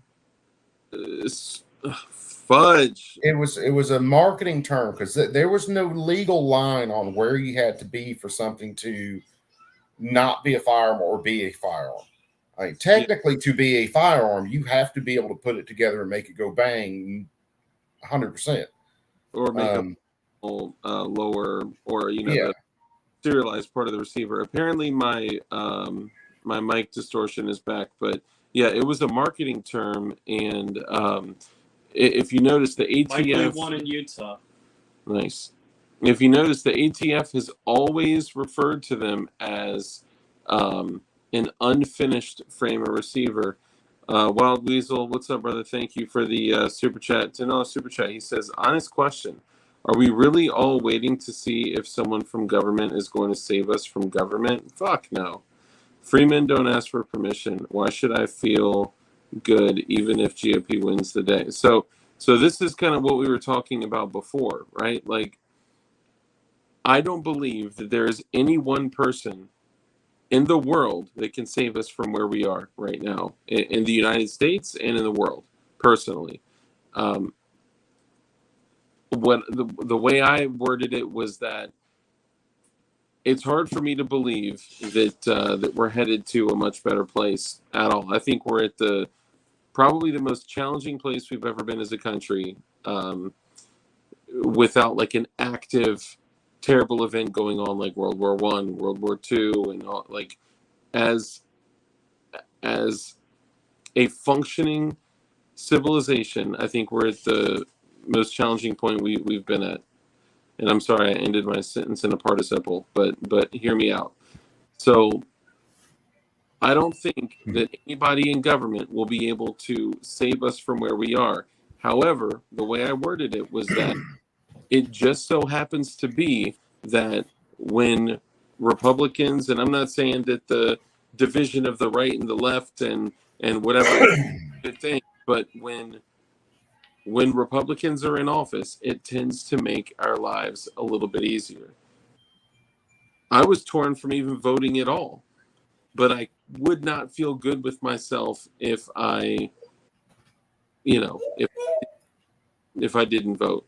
And it's the same, two heads of the same snake, right? Yeah. They're both corrupt. They're both immoral. They're both out of integrity. They're both, they're both fucking evil and wrong. Well, it's like two of my guys tonight, two younger guys. Never voted. Fresh, real quick. You keep going. Yeah, I'll go. So two of my guys tonight, two younger guys. Neither one had ever voted for. One's 18, one's 19. And I explained to him this way. We got two choices. We have the really shitty choice or the less shitty choice. So in hopes of slowing things down, vote for the less shitty choice. Because the other choice is just going to get us to that it all falls apart, everything goes kinetic part a little bit faster. So that's my basic thought on some of it right now. I'm voting for the lesser of the two evils in hopes that maybe it doesn't go kinetic. Well, right away. Well, does your life become easier when Republicans are in office generally? I mean, the truth is usually yes. Yeah, and right. That's look at where we're at right now. We have an economy. We have a country that runs on oil, that runs on that fuels produced from that. So when you have someone in office who is willing to take advantage of that resource and still work towards other forms of, powering the country, then we end up with a much smoother economy. When we end up with someone in office like we have right now, a potato who's screaming out on the end of one of his speeches the other day, no new drilling. I'm not approving any drilling. Well, guess what? All those fuel prices go up. That makes everything that you buy go up. And then he talks about taxing corporations. Here's a fun fact, kids. Corporations don't pay taxes. Whatever their tax burden is, they write that into the cost of their products and services, and the end user pays for those taxes. So ultimately, all it does is it raises prices on us. I mean, I'm looking at a country that our domestic production of energy has been completely destroyed over the matter of 2 years with an administration that has gone completely, berserk with our emergency surplus oil that is clearly involved in a lot of fuckery with some of the most corrupt nations in the world, and it looks like they're just trying to burn the shoebox of receipts, with all the shit going on in Ukraine, for an example, with everything with Burisma and all that. Like, I don't know exactly what's going on, but I know that there are very specific reasons that things have happened the way that they have. And it is destroying the United States. Not even just what's going on socially between people that have differing beliefs. What is going on financially is destroying the United States. Do you remember, like, a year ago when they ran it was some type of national thing where they had said like less than 40% of Americans had over $200 in their checking account, something like that. It was something like, I got hooked up reading someone's chat, but it was something like that. Yeah, something like less than 40% of Americans had more than $200 in their checking account, right? Most recently, this was like 2 weeks ago, I read that I think it was 50% of Americans had $4 or less checking account. $4 or less. When you go to fill up a vehicle, and it's a little less now, but when you go to fill up a vehicle, especially say a truck, I drive a truck. I drive a Ford F-150. It's an 06. I've had this son bitch forever. Because it suits my life. I can haul materials with it when I have to build something. I mean, I couldn't survive with a regular car. But when you go to fill that up and it costs you $100 and something, and you were on a quarter of a tank, and you have to do that a couple times, every week or so. I mean, that's gnawing at your paycheck on top of everything else going up. With shipping, Dark, shipping's through the roof. Yeah. I've shipped out a single plasma cut has cost me $87 to ship a single plasma cut. Now, it was a big plasma cut, but still $87 just to ship the damn thing. Yeah, that's crazy. In the last 2 months and some change, I've paid over $6,000 shipping jigs. Yeah.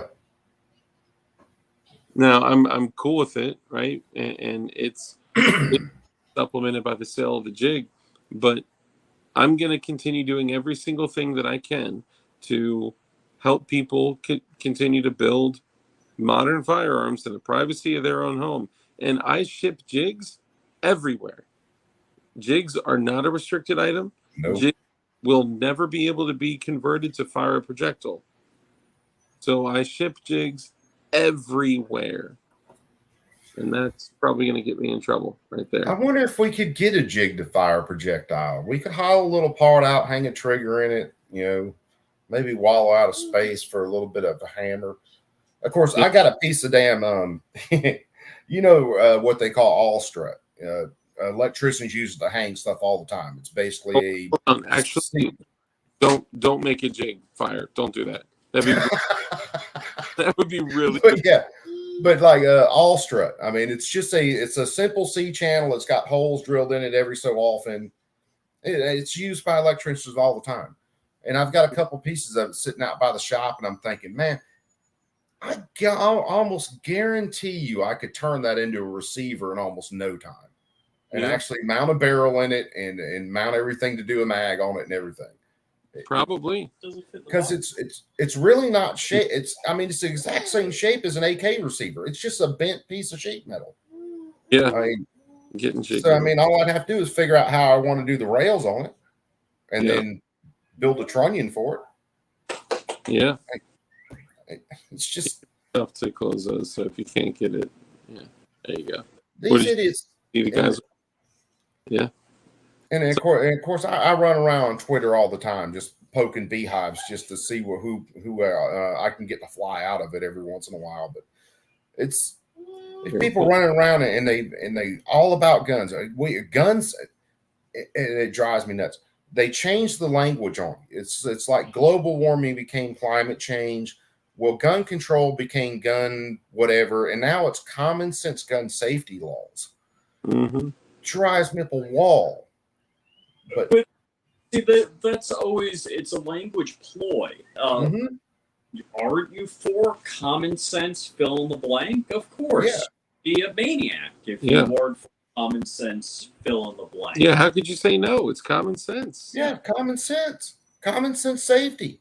Mhm. Which to them, I always post, okay, when's the last time you guys taught a firearm safety class? When's the last time you guys sponsored a firearm safety class? You know, that's I never get real good answers on that. To educate people on firearm safety. Yeah, yeah. Have you ever, had a group of children where you sat down with them and showed them that these are not toys, and you need to let an adult know if you ever find one of these laying around somewhere, and that you don't touch it without adult supervision. But by the way, here is some instruction so you know what this thing does. Yeah, my daughter was like 7 the first time I got a gun, and I showed her. I said, we went over the rules, and if you see one, tell an adult, don't touch it. Always as though it's loaded, and we went through the whole routine. Yeah, and we sat there and we talked about it. I'm like, hey, if you ever want to see my gun, I'll make it safe and I'll show it. that's exactly what I started doing. I noticed when my daughter was like 2.5 or something like that, I was building a few Glocks, right? And I had 2 blank frames on my desk and 1 frame that was drilled out with a lower parts kit in it. And she walked up at 2.5, and I was like, "Oh, she wants to work with Daddy. That's so cute." And she reaches up and she grabs the frame. Now it's just a frame, right? And she hooks her 2 little booger hooks in there, and she pulls the trigger because I had it propped up on the safety, right? Yeah. Like you can do with a Glock, you can pull the trigger so the trigger safety sits on it. And she pulled the trigger, and I'm like, dude, that at 2.5, it's just like the red button on the TV remote. It's the first thing they go for is to pull the trigger. Yeah. So by the time she was 5, my daughter can recite all 4 of the firearm safety rules, and even if she doesn't fully understand them, say them, right? And I'm happy with that for now. And the other thing is, just like you said, I knew that I couldn't take the taboo, like the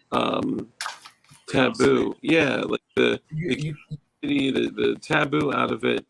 And I knew eventually she would want to go touch my guns, like, ooh, it's like taboo, it's something I'm not allowed to do or have, I need to go inspect it, right? Yeah.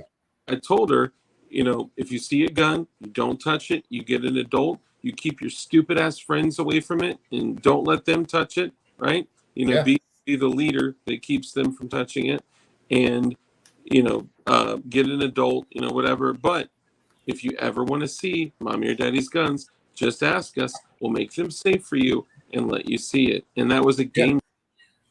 Oh, we've done that with ours. And just for an experiment, like my wife's muzzleloader. My wife's muzzleloader looks like a modern rifle, scope on it, whole 9 yards. But unloaded, sitting there. I think it was sitting right next to the hallway at one point, just leaving there where we could see the kids, we could see the muzzleloader, and they'd walk right past it. They wouldn't touch it. And we wouldn't say anything to them about it because we had already talked to them about other guns. Already told them, you don't touch guns unless mom and daddy are there. You don't touch guns unless we say it's okay.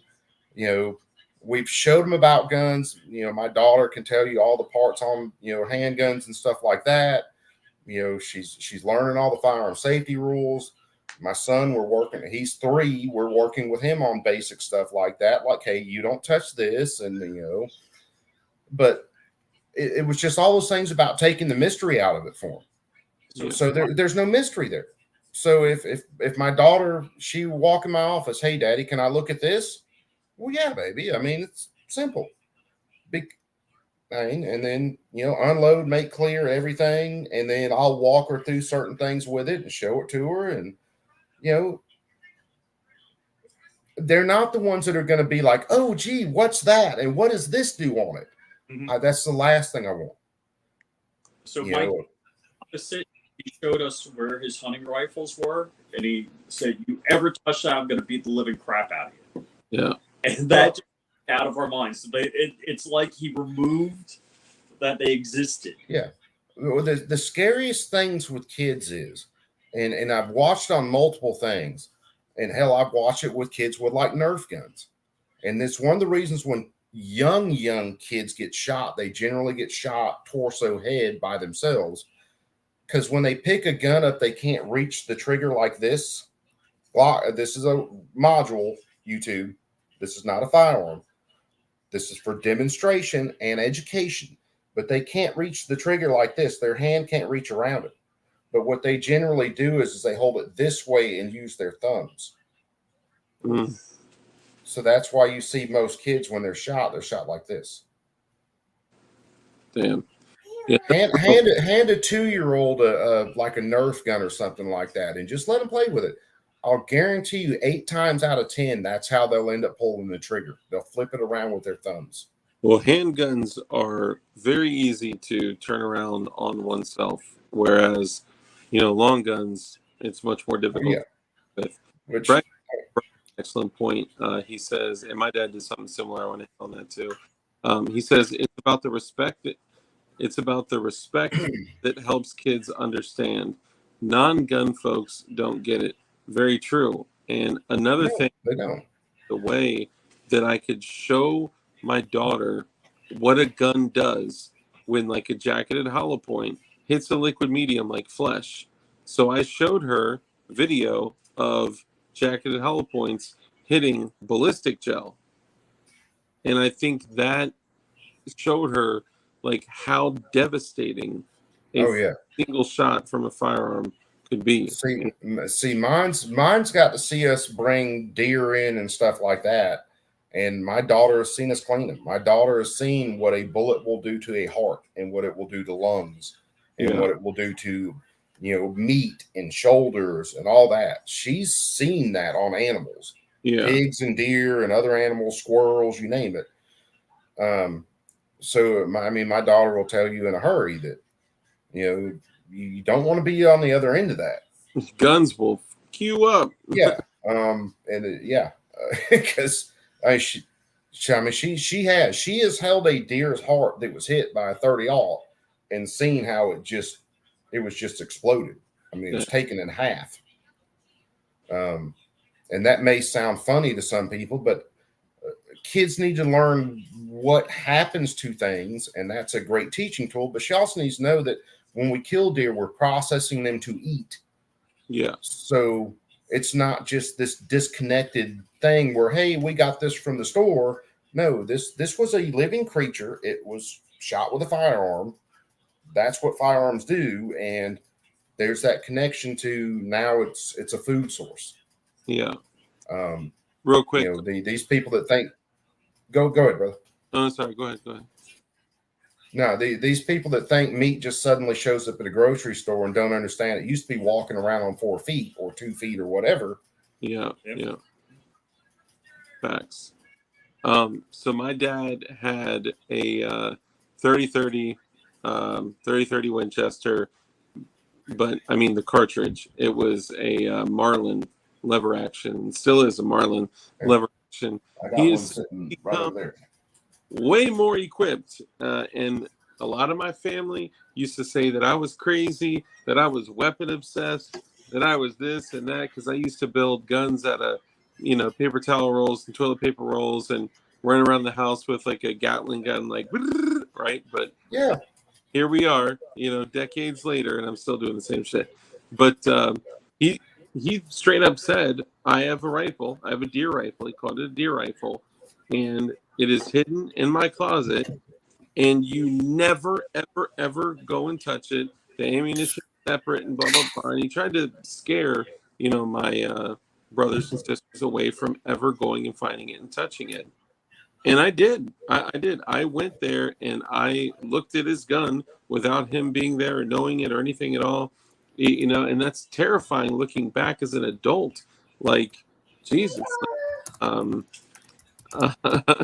And another funny thing is my grandfather had an 1851 Colt Navy revolver, and he would display it at his bar in his house, and he displayed it next to his great grandfather's gravestone, who fought in the Civil War. And I ended up getting that pistol passed down to me when he passed away. When we were kids, we weren't raised around guns, and we didn't understand the rules of firearm safety, of not pointing it and going pew pew, you're dead, ha ha ha, right? And me and my brother did that, and we aimed it at each other, cocked it, and pulled the trigger, and he tore into us. He lit our asses up. You never pointed at something that you do not intend to destroy. Yeah. He went crazy on us, but he left it out in the open. And if we wanted to touch it or anything, like, we had to ask. And he would, he was a little bit more open about that. I think that made an impact too, right? So, well, it does. But it all comes back to this whole situation is you train, if you're going to have firearms and kids, you train your kids early with them. You don't wait till they find them on their own. You expose them to them. You train them about them. I use the analogy all the time. If you can teach your child not to touch a hot stove, you can teach them not to touch a gun. yeah. I mean, I don't have to turn the stove on red hot and slam my kid's hand on it and then tell them, hey, don't touch that anymore. Yeah. You want to do that? Yeah, you do that again, fucker? I mean, we can do it again. You got two hands. Yeah. I don't have to do that to them. But I can show them that, hey, this stove gets hot enough to do this thing. I can show them that this gun is, which, like, both of them have been around us shooting from the time that they were very, very little. The hardest fight was getting them to wear ear pro. Oh, my God. Put ear pro on a 2-year-old. I dare you. Without duct tape, let them keep it on. Yeah. You're going to need staples. Yeah. I never did that. That's funny. I never got into that stage because, my daughter's 5. She'll be 6 soon. And, I took her to one of the local gun shops recently when I went to pick up that new Mossberg. And, she's going around, she's looking around, and I was like, Daddy's going to do some paperwork that, completely is an overreach of my freedom, independence, and privacy. But while I do, you go look and pick something out, right? And she's looking around, and she's like petting the little gun store dog that's there, and she's looking at stuff, and she picked out a Scar 20 in Creedmoor. That was cool. Well, not horrible taste. I don't necessarily dig Scars, but yeah, it wouldn't be my first pick. But hey, you know what? For a 5-year-old picking, I was like, yeah, she's ramping it up. I'll guarantee you. Yeah, I was like, all right, we're gonna start saving for that today. By the time you're old enough, but like, I feel like it's important to show her. And she asked, she was like, "Are we gonna go shoot today?" And I was like, "No, we're not there yet. We need to work on some things. We need to make sure that you understand and appreciate, firearms. And there's much more training that needs to be done before we do that." But she was going up to other people, and she was hearing the loud concussions from inside the range, basically like 2 rooms over. And she was asking people, "Are you going shooting? Are you going shooting today? What are you shooting? Why are you shooting?" And it was just like opening a dialogue that we hadn't really had. Because before, I just told her, Daddy goes to the shooting range to practice. And she's like, "Practice for what?" Hey, what's up, Ting Ting? Good to see you. Rich waves hello. I don't know if you can see him back there. That's Rich. There he is. There he is. But I just is interesting, and when she asks, like, practice for what? Like, what are you practicing for? What are you training for? I'm like, it's your future. That's all. Yeah. Yeah. No, we've always, because it's like hell. The first AK I built, my daughter was 2.5. So I'm sitting here, I've got barrels and all these different parts laid out and all this stuff. And she'd seen us shoot before. Mm-hmm. But I'm going through with a 2-year-old, and this is a return spring. This is a hammer. What's this? Well, this is a hammer. This is the trigger. So her favorite toy for a long time was a return spring out of an AK. And she'd swing the down. Don't ever let a kid get that caught in their hair, though. Goddamn, especially if you got curly hair like my kid. Because a spring and curly hair, yeah, that don't mix. That can be rough. But So it's this happened, Adam Baum. I'll tell you about it in a sec. When Coop finishes, I'll tell you about it. Go ahead. But it all comes, you never hide it from them. You always teach them about it. If you can teach your kids not to walk out in the street, you don't have to let them get hit by a car to teach them not to run out in the street. I'm still working.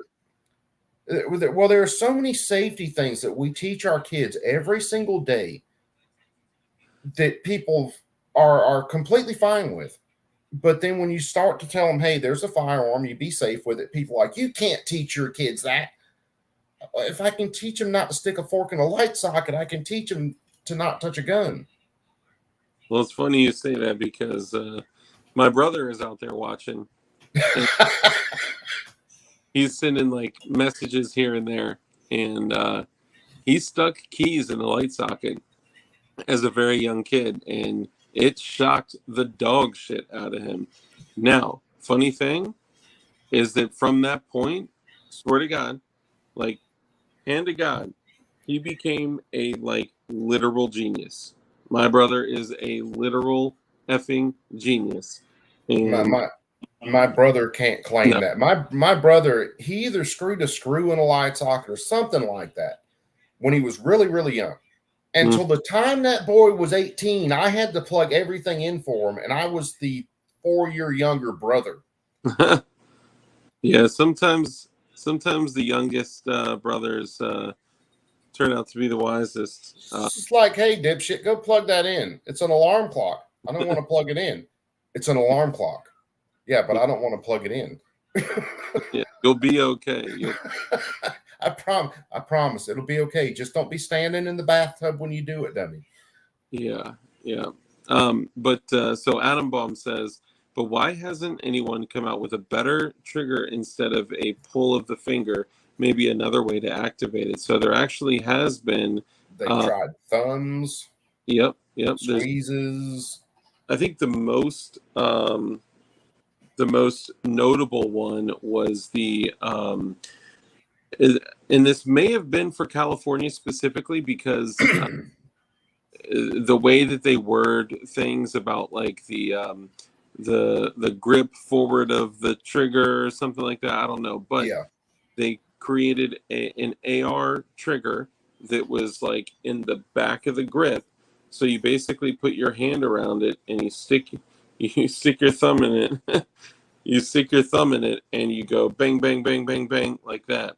There are triggers, and I don't even know if those are still legal. So bear with me. The cranks aren't. They got those when they got freaking bumps and a couple of things because they called them. It was trigger activators is what they called them, and it just became this huge.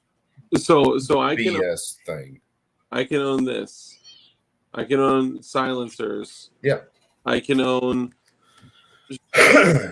That's just ridiculous, man. That's I'm gonna go up on the key was black and smoking. I remember clearly, vividly walking up to mom, pregnant and freaked out. All right, hold on. The key was black and smoking. I remember clearly, vividly walking up to mom, pregnant, freaked her out. From mine, staggering out of bed in terror. Oh my God. What the hell are you reading? So that was my brother who stuck the key in the light socket. Oh. But dude, so get this. When they went to as a child, as a I think 5-year-old, when they went to kindergarten to do like the pre-kindergarten tests where they're like, what are these letters of the alphabet? Can you count like 1 to 10 or 1 to 20 or that kind of thing? When they were showing him letters and they held up the letter X and they said, "What is this?" He said, "That's a multiplication symbol." At 5 years old, right? Yeah. Like he's just out of this world. Like he's literally becoming attorney part-time on the side for fun. I can't tell whether my son's falling asleep on his potty chair or whether he's just really digging alpha blocks right now. I've got his potty chair in my office because he'll come in here and he'll sit with me, and I'll give him my phone. Now, when he's on my phone, he's watching alpha blocks, he's watching numer blocks, all educational stuff. My son's just turned 3, and I've lost track of the words that he can recognize and say. I've got decks of cards you can go through with him, from quadrangle to whatever, and he can recognize them and read them. His pronunciation's not real great, but when he was born, the thing, I can't remember what it's called, the part under your tongue that keeps you from choking on it, his was really tight. Yeah. So like he couldn't even latch. So that messes with his speech. But as far as like doing numbers, basic math already, recognizing words, learning how to spell at 3 years old, the boy amazes me. Because even my mother-in-law's got a deck of cards like this with words, shapes, and colors and everything on them, and she can just sling them at him and he'll just go through it. He's exceptionally smart. That's awesome. But I was just laughing at him because he's still sitting on his potty chair and he's looking at my phone, and you hear alpha blocks and he's going because we're working on potty training, because boys and girls are different. My daughter picked up on it quick. My boy, he's a work in progress. Yeah. There's different tools to control in the situations. Yeah, I'm just gonna start rubbing his nose in it and beating him with a rolled up newspaper. There you go. Sport Brand says, I saw a kid do that in high school with a pipe cleaner. His other hand was smoking. It was nuts. Oh yeah. Oh man, electricity does not play. That can't be real. That cannot be real. What? It's a swordfish with the sword going through some guy's leg. Oh, yeah. There have been heard a few people that have been speared by him. One guy caught it right through the chin. And he's like doing the fish, the CPR. eye blinked on the fish. Yeah, there's video of a guy with a swordfish. When it came over the bow of the boat, he was fighting it. When it came over the bow of the boat, he leaned back. It went through his jaw and came out through his mouth. Oh, So he's got like a couple 100-pound fish doing this. dude. It's just wicked. I mean, that dude is just chilling. he's probably drugged up. Oh, he's got to be. You'd have to drug me at that point, and I mean bad. Too many choices, you out, brother? Yeah, Too Many Choices said that it's Marconi says that's not real, Flying Rich. No. There are a lot of real pictures of people getting speared by him, though. If that one ain't real, I've seen a bunch of others that are. Yeah, Too Many Choices says that it's Netflix and chill night. So a lot of you guys know that I canceled my Amazon, I canceled my Disney Plus, I canceled my Netflix, I canceled my HBO Max, like everything. Any single, not any single, because I clearly am still on YouTube, but every single like thing that I was paying for subscription wise monthly that I could part with, I canceled, because I was like, I'm no longer paying money to people that hate me and want me dead. So I canceled Netflix. At first, Amazon Prime was a tough one to walk away from, but after a while, boom, no problem. But here, he said, fish don't blink, man. That's funny. They don't have eyelids. I saw what he was saying, though. It was like the eye did something. It was weird. But I still have my wife's Netflix login. Hopefully she's not watching this. Probably not. And I'll go in and watch some shit every now and then. If you guys are looking for some shit to watch on Netflix, holy shit. This show, Peaky Blinders is the shit. Oh my God. That's crazy. frag out talking about watching documentaries and stuff. I just watched on YouTube about those. Dude, I watched one night. Probably one of the most. I won't call it. Well, it was disturbing, but it. Have you ever heard of East Timor? Yeah. I don't think so. No. It was basically South Pacific, I think. Huge internal conflict. Probably made the Khmer Rouge in some cases look like Boy Scouts with some of the stuff that went on. And come to find out, of course, our United States government, illustrious government, since we have all the surplus and we weren't at war at the time, we were sending all of our stuff over there to them for this conflict. Of course. It was, dude, it was. You remember one of the last Rambos where they went into that first scene where they were in the village, flame throwing shit and throwing kids into the fire where the flamethrower hit. Yeah. This was that times 10 in real life is what happened in East Timor. It was sickeningly brutal, which war is always sickeningly brutal, but this was on another level. But it was when he said that about documentaries and stuff, I was like flipping through documentaries that night, and I was like, I've never heard of East Timor, and hit it and watched that whole documentary. It's like, oh my God.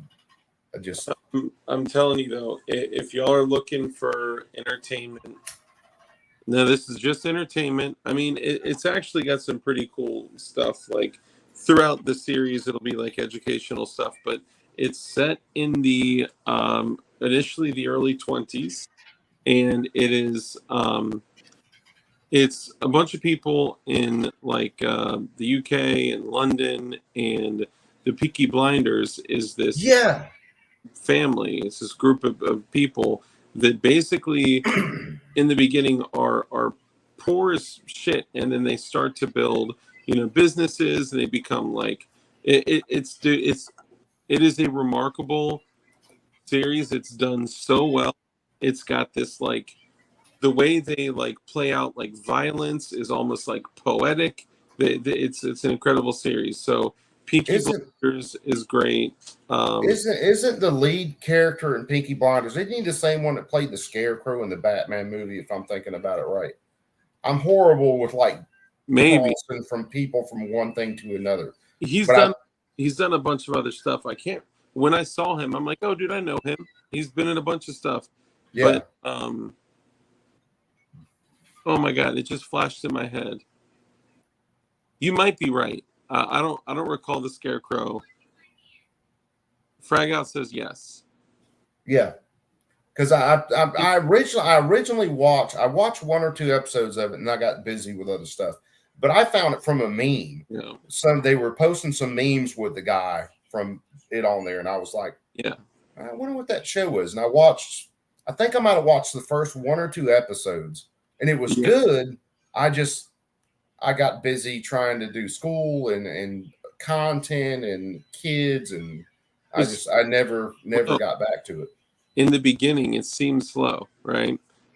And have you ever heard of like the razor blades on the hat kind of thing, where like sew razor blades to your hat? So if Cillian Murphy is his name. Okay, yeah, I bet. I can't remember exactly what's coming in my head right now, but like someone's gonna take that. What's coming to my mind right now, but for some reason the thing that's coming to me is like him as a bad guy smoking a bunch of cigarettes, but that's kind of what he does in Peaky Blinders too. But what they do is they have po' boy news caps, right? And they sew in a razor blade. So, like, if they get caught, like, off the humble, they can just be like, oh, okay, slice, and just, like, go to town or hold it really tightly. And, like, they've done some crazy stuff with it. It's nuts, man. I would recommend that anybody watch that. There's a couple other ones, too, that, The Ozarks, bro. The Ozarks, crazy. I haven't watched any of the Ozarks yet. I've heard about it plenty of times. You have to. You have to. It is a must. It's an excellent show. Yeah, and my wife is she's loving, what is it, House of the Dragon. And she's trying to get me start watching that. And I need to start watching it with her. But if you guys pick up either the Ozarks or Peaky Blinders, you will not be upset. Frag Out says, watch the Die Hold Foundation on YouTube. Frag Out, I didn't even ask, how are you doing? How are you? Are you mostly healed up? Are you still being held together by pins and needles? What's going on? He's got us on pins and needles. That's true. That's true. Awaiting your response on pins and needles. But I wanted to share with you guys some of the awesome shows that I watch. And speaking of awesome, it's about time to bring it to an end because I'm running out of voice to give to y'all. Yeah, brother. And you know what? I'll do a short on the new Mossberg 930 Shockwave. Yeah, man, do a short on that. That thing is badass. That thing is. It looks like something I would like to purchase, maybe procure for myself. Yeah, I mean, honestly, I could not believe that I found. So this itself is at least $350, right? And then $150 AR grip and buffer tube adapter with $150 SBA4 brace on it. With the I told y'all, as soon as I get the fiber optic front sight, I'm going to be pulling that thing off. Oh yeah, old bead all day, Now will that shoot 2 3/4 inch and 3 inch? It will. Yep. Okay. There you go. So you see. Of course, that pump ought to feed shorties too, won't it? It will. You just got to put that little. A little adapter. Yeah. In there, basically gives you a little bit more feed ramp, I guess. Yeah. Kind of in a way. Yeah, it kind of. You can get away with like short stroking it if you're not in a situation where you like really need to depend on your firearm, if you're just running it for the hell of it. But if you're going to be running the mini shells, you really got to put that block in there because it keeps your action from going all the way back. Yeah. And I mean, you can grab, so that's a 4+1, right? You can rock 10, 11 rounds in that thing, or 9 or 10, 10, 8, 9 or 10 rounds in that thing. With the shorts. Yeah, and the ballistics are very, very close from what I've seen. So, well, the thing is, if for something like that, I'm not going out bird hunting and I'm not deer hunting with the damn thing.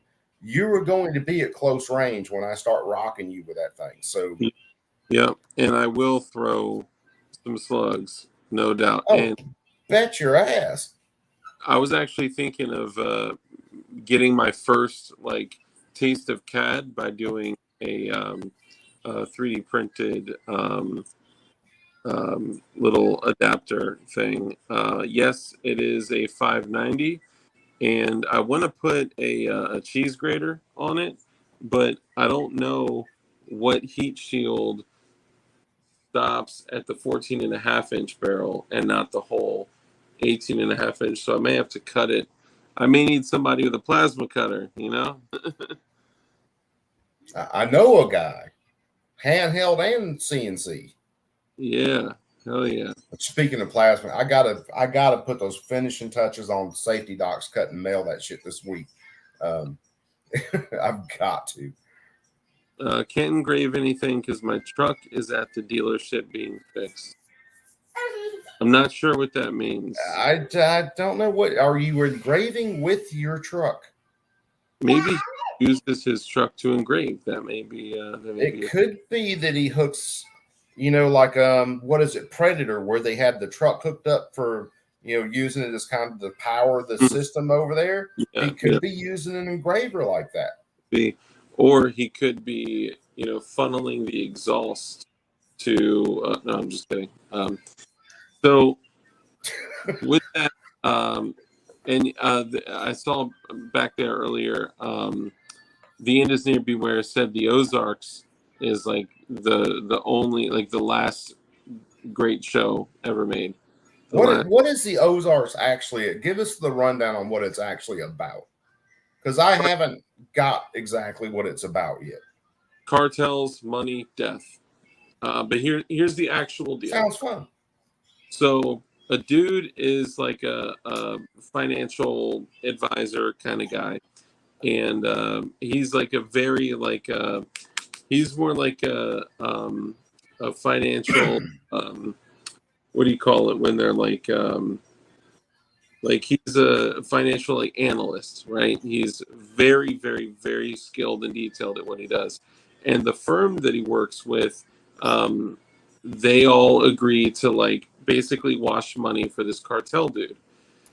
In the beginning, the very first episode, I may be spoiling a little bit of this for you guys, but it won't spoil too much because it's in like the first episode. Basically, they come out that they're washing money for this cartel guy, and they've been taking 10 grand off of every 100 grand for like the past, like, God knows how long. They've all been taking a shitload of money, right? And the cartel dude just shows up to the firm and literally is like, okay, first dude, were you guys taking money? Okay, yes, we were taking money. Okay, boom, shot in the head, dumped in a 55-gallon drum, done. Oh, his girl is there too. Okay, no problem. Boom, shot in the head, dumped in a 55-gallon drum. Okay, the other homie that was doing it too, was he guilty of it? Yep. Okay, boom, shot in the head, dumped in a 55-gallon drum, like nothing. And then they literally come over and point the gun to homie's head, Jason Bateman, and they're like, okay, like you're next. That's it. Sorry, bud. And he stops them and he talks his way out of being murked by a ruthless cartel.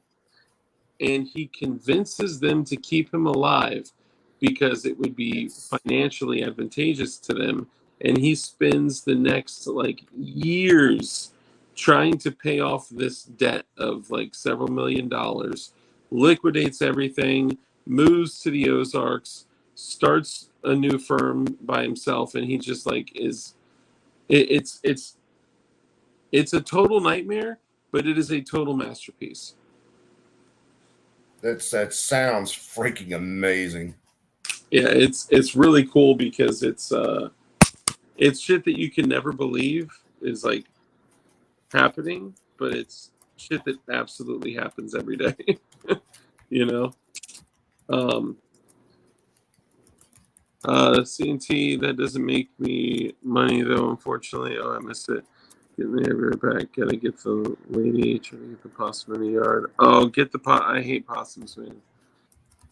Possums bother me. And Bob, earlier I thought I saw this. I went back in the chat, man. I was not aware that you lost. I think it was your girlfriend or fiance. I'm not sure. I'm sorry, but I totally missed that, man. I had no idea. It's terrible, man. This shit is happening way too much, and with using and overdoses, and it's just it's terrible. And I'm sorry you had to go through that, man. That's brutal. Yeah, that shit is. Well, that's when we were talking about the ODs and stuff, and he's Bob's mentioned that. He mentioned it kind of on another stream. It was a little hard to catch one night, and it was. I mean, that's some serious shit, man. I mean, it's something that shouldn't happen. But that's a really long show for another night. Yeah, to really dig into that. Yeah, I just wanted to mention that I saw it and I heard it, and I'm sorry, man. It's bye guys. I'll let all you guys go. Bye. Bye bye. Say I'm sick. I'm awake. I'm asleep. I'm asleep. I'm awake. I'm sick. Say bye bye. Well, Coop, remind everybody or what you do and where they can find you. I'm Coop CNT Designs and Arms. Hopefully, one day in the next not too long, we'll have my FFL and we'll actually get to build guns that I can sell. I do plasma cuts, and I do YouTube videos bitching about politicians, stupid gun laws, and government overreach. Oh yeah. And where can they follow you at on Instagram and YouTube? YouTube is CNT Designs and Arms. Instagram is C_T whatever. I hate remembering my Instagram. If you just look up CNT Designs and Arms, you'll find me. Look for the old fat guy, usually doing something kind of retarded. Or even something kind of cool, like training with Warrior Poet Society. Yeah.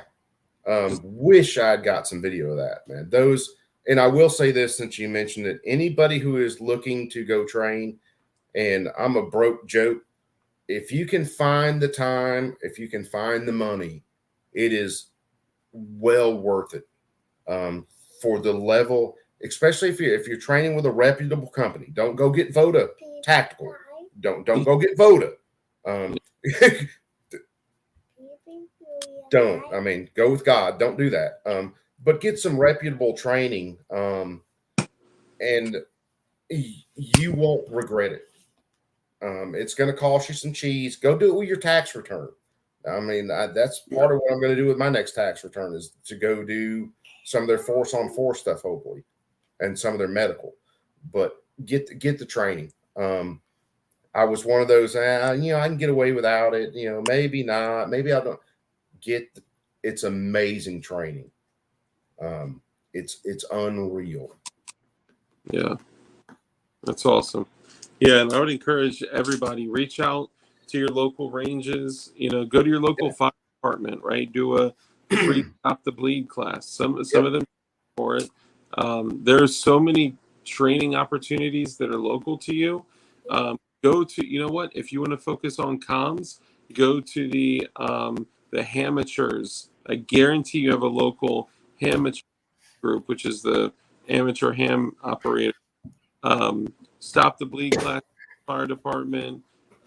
You can do shooting ranges that do a lot of training. There's so many things you can do that will up your game considerably. And just do some research wherever you go. Just do some research on who you're going to train with. Yeah. Do some research on them. Any reputable trainer is going to give you basically their resume. Where they trained to get their training, their experiences. He's showing off the sexy. But dude, get the training, man. It's the difference in between getting your driver's license instruction class and then going to get Dale Earnhardt to teach you how to drive a car. And I don't do NASCAR, but hey, you're going to play catch with Brett Favre or something. It's that level of difference. You might be able to throw a football, but a dude who's been in the real game, throwing the ball when it really mattered, showing you what to do, and really going through the mental game as much as you do the physical, because the mental is such a huge component of it. That's unreal. Go make funny faces. Take a time out.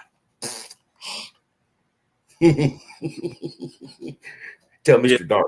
Tell everybody in the chat. Say, all you perps be cool. You ain't gonna say it. Well, yeah. Well, let's let Dark get out of here. But seriously, all you perps be cool.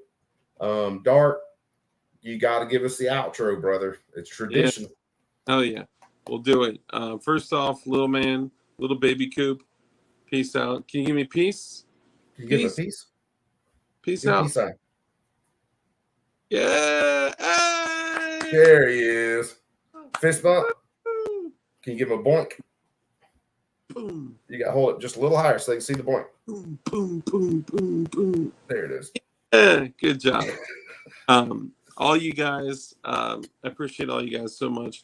Love all y'all. Thank you. I appreciate the continued support.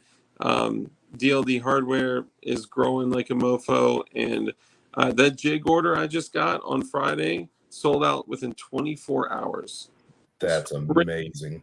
So I got more jigs coming in tomorrow and Thursday. and Friday and Saturday and Sunday and all that.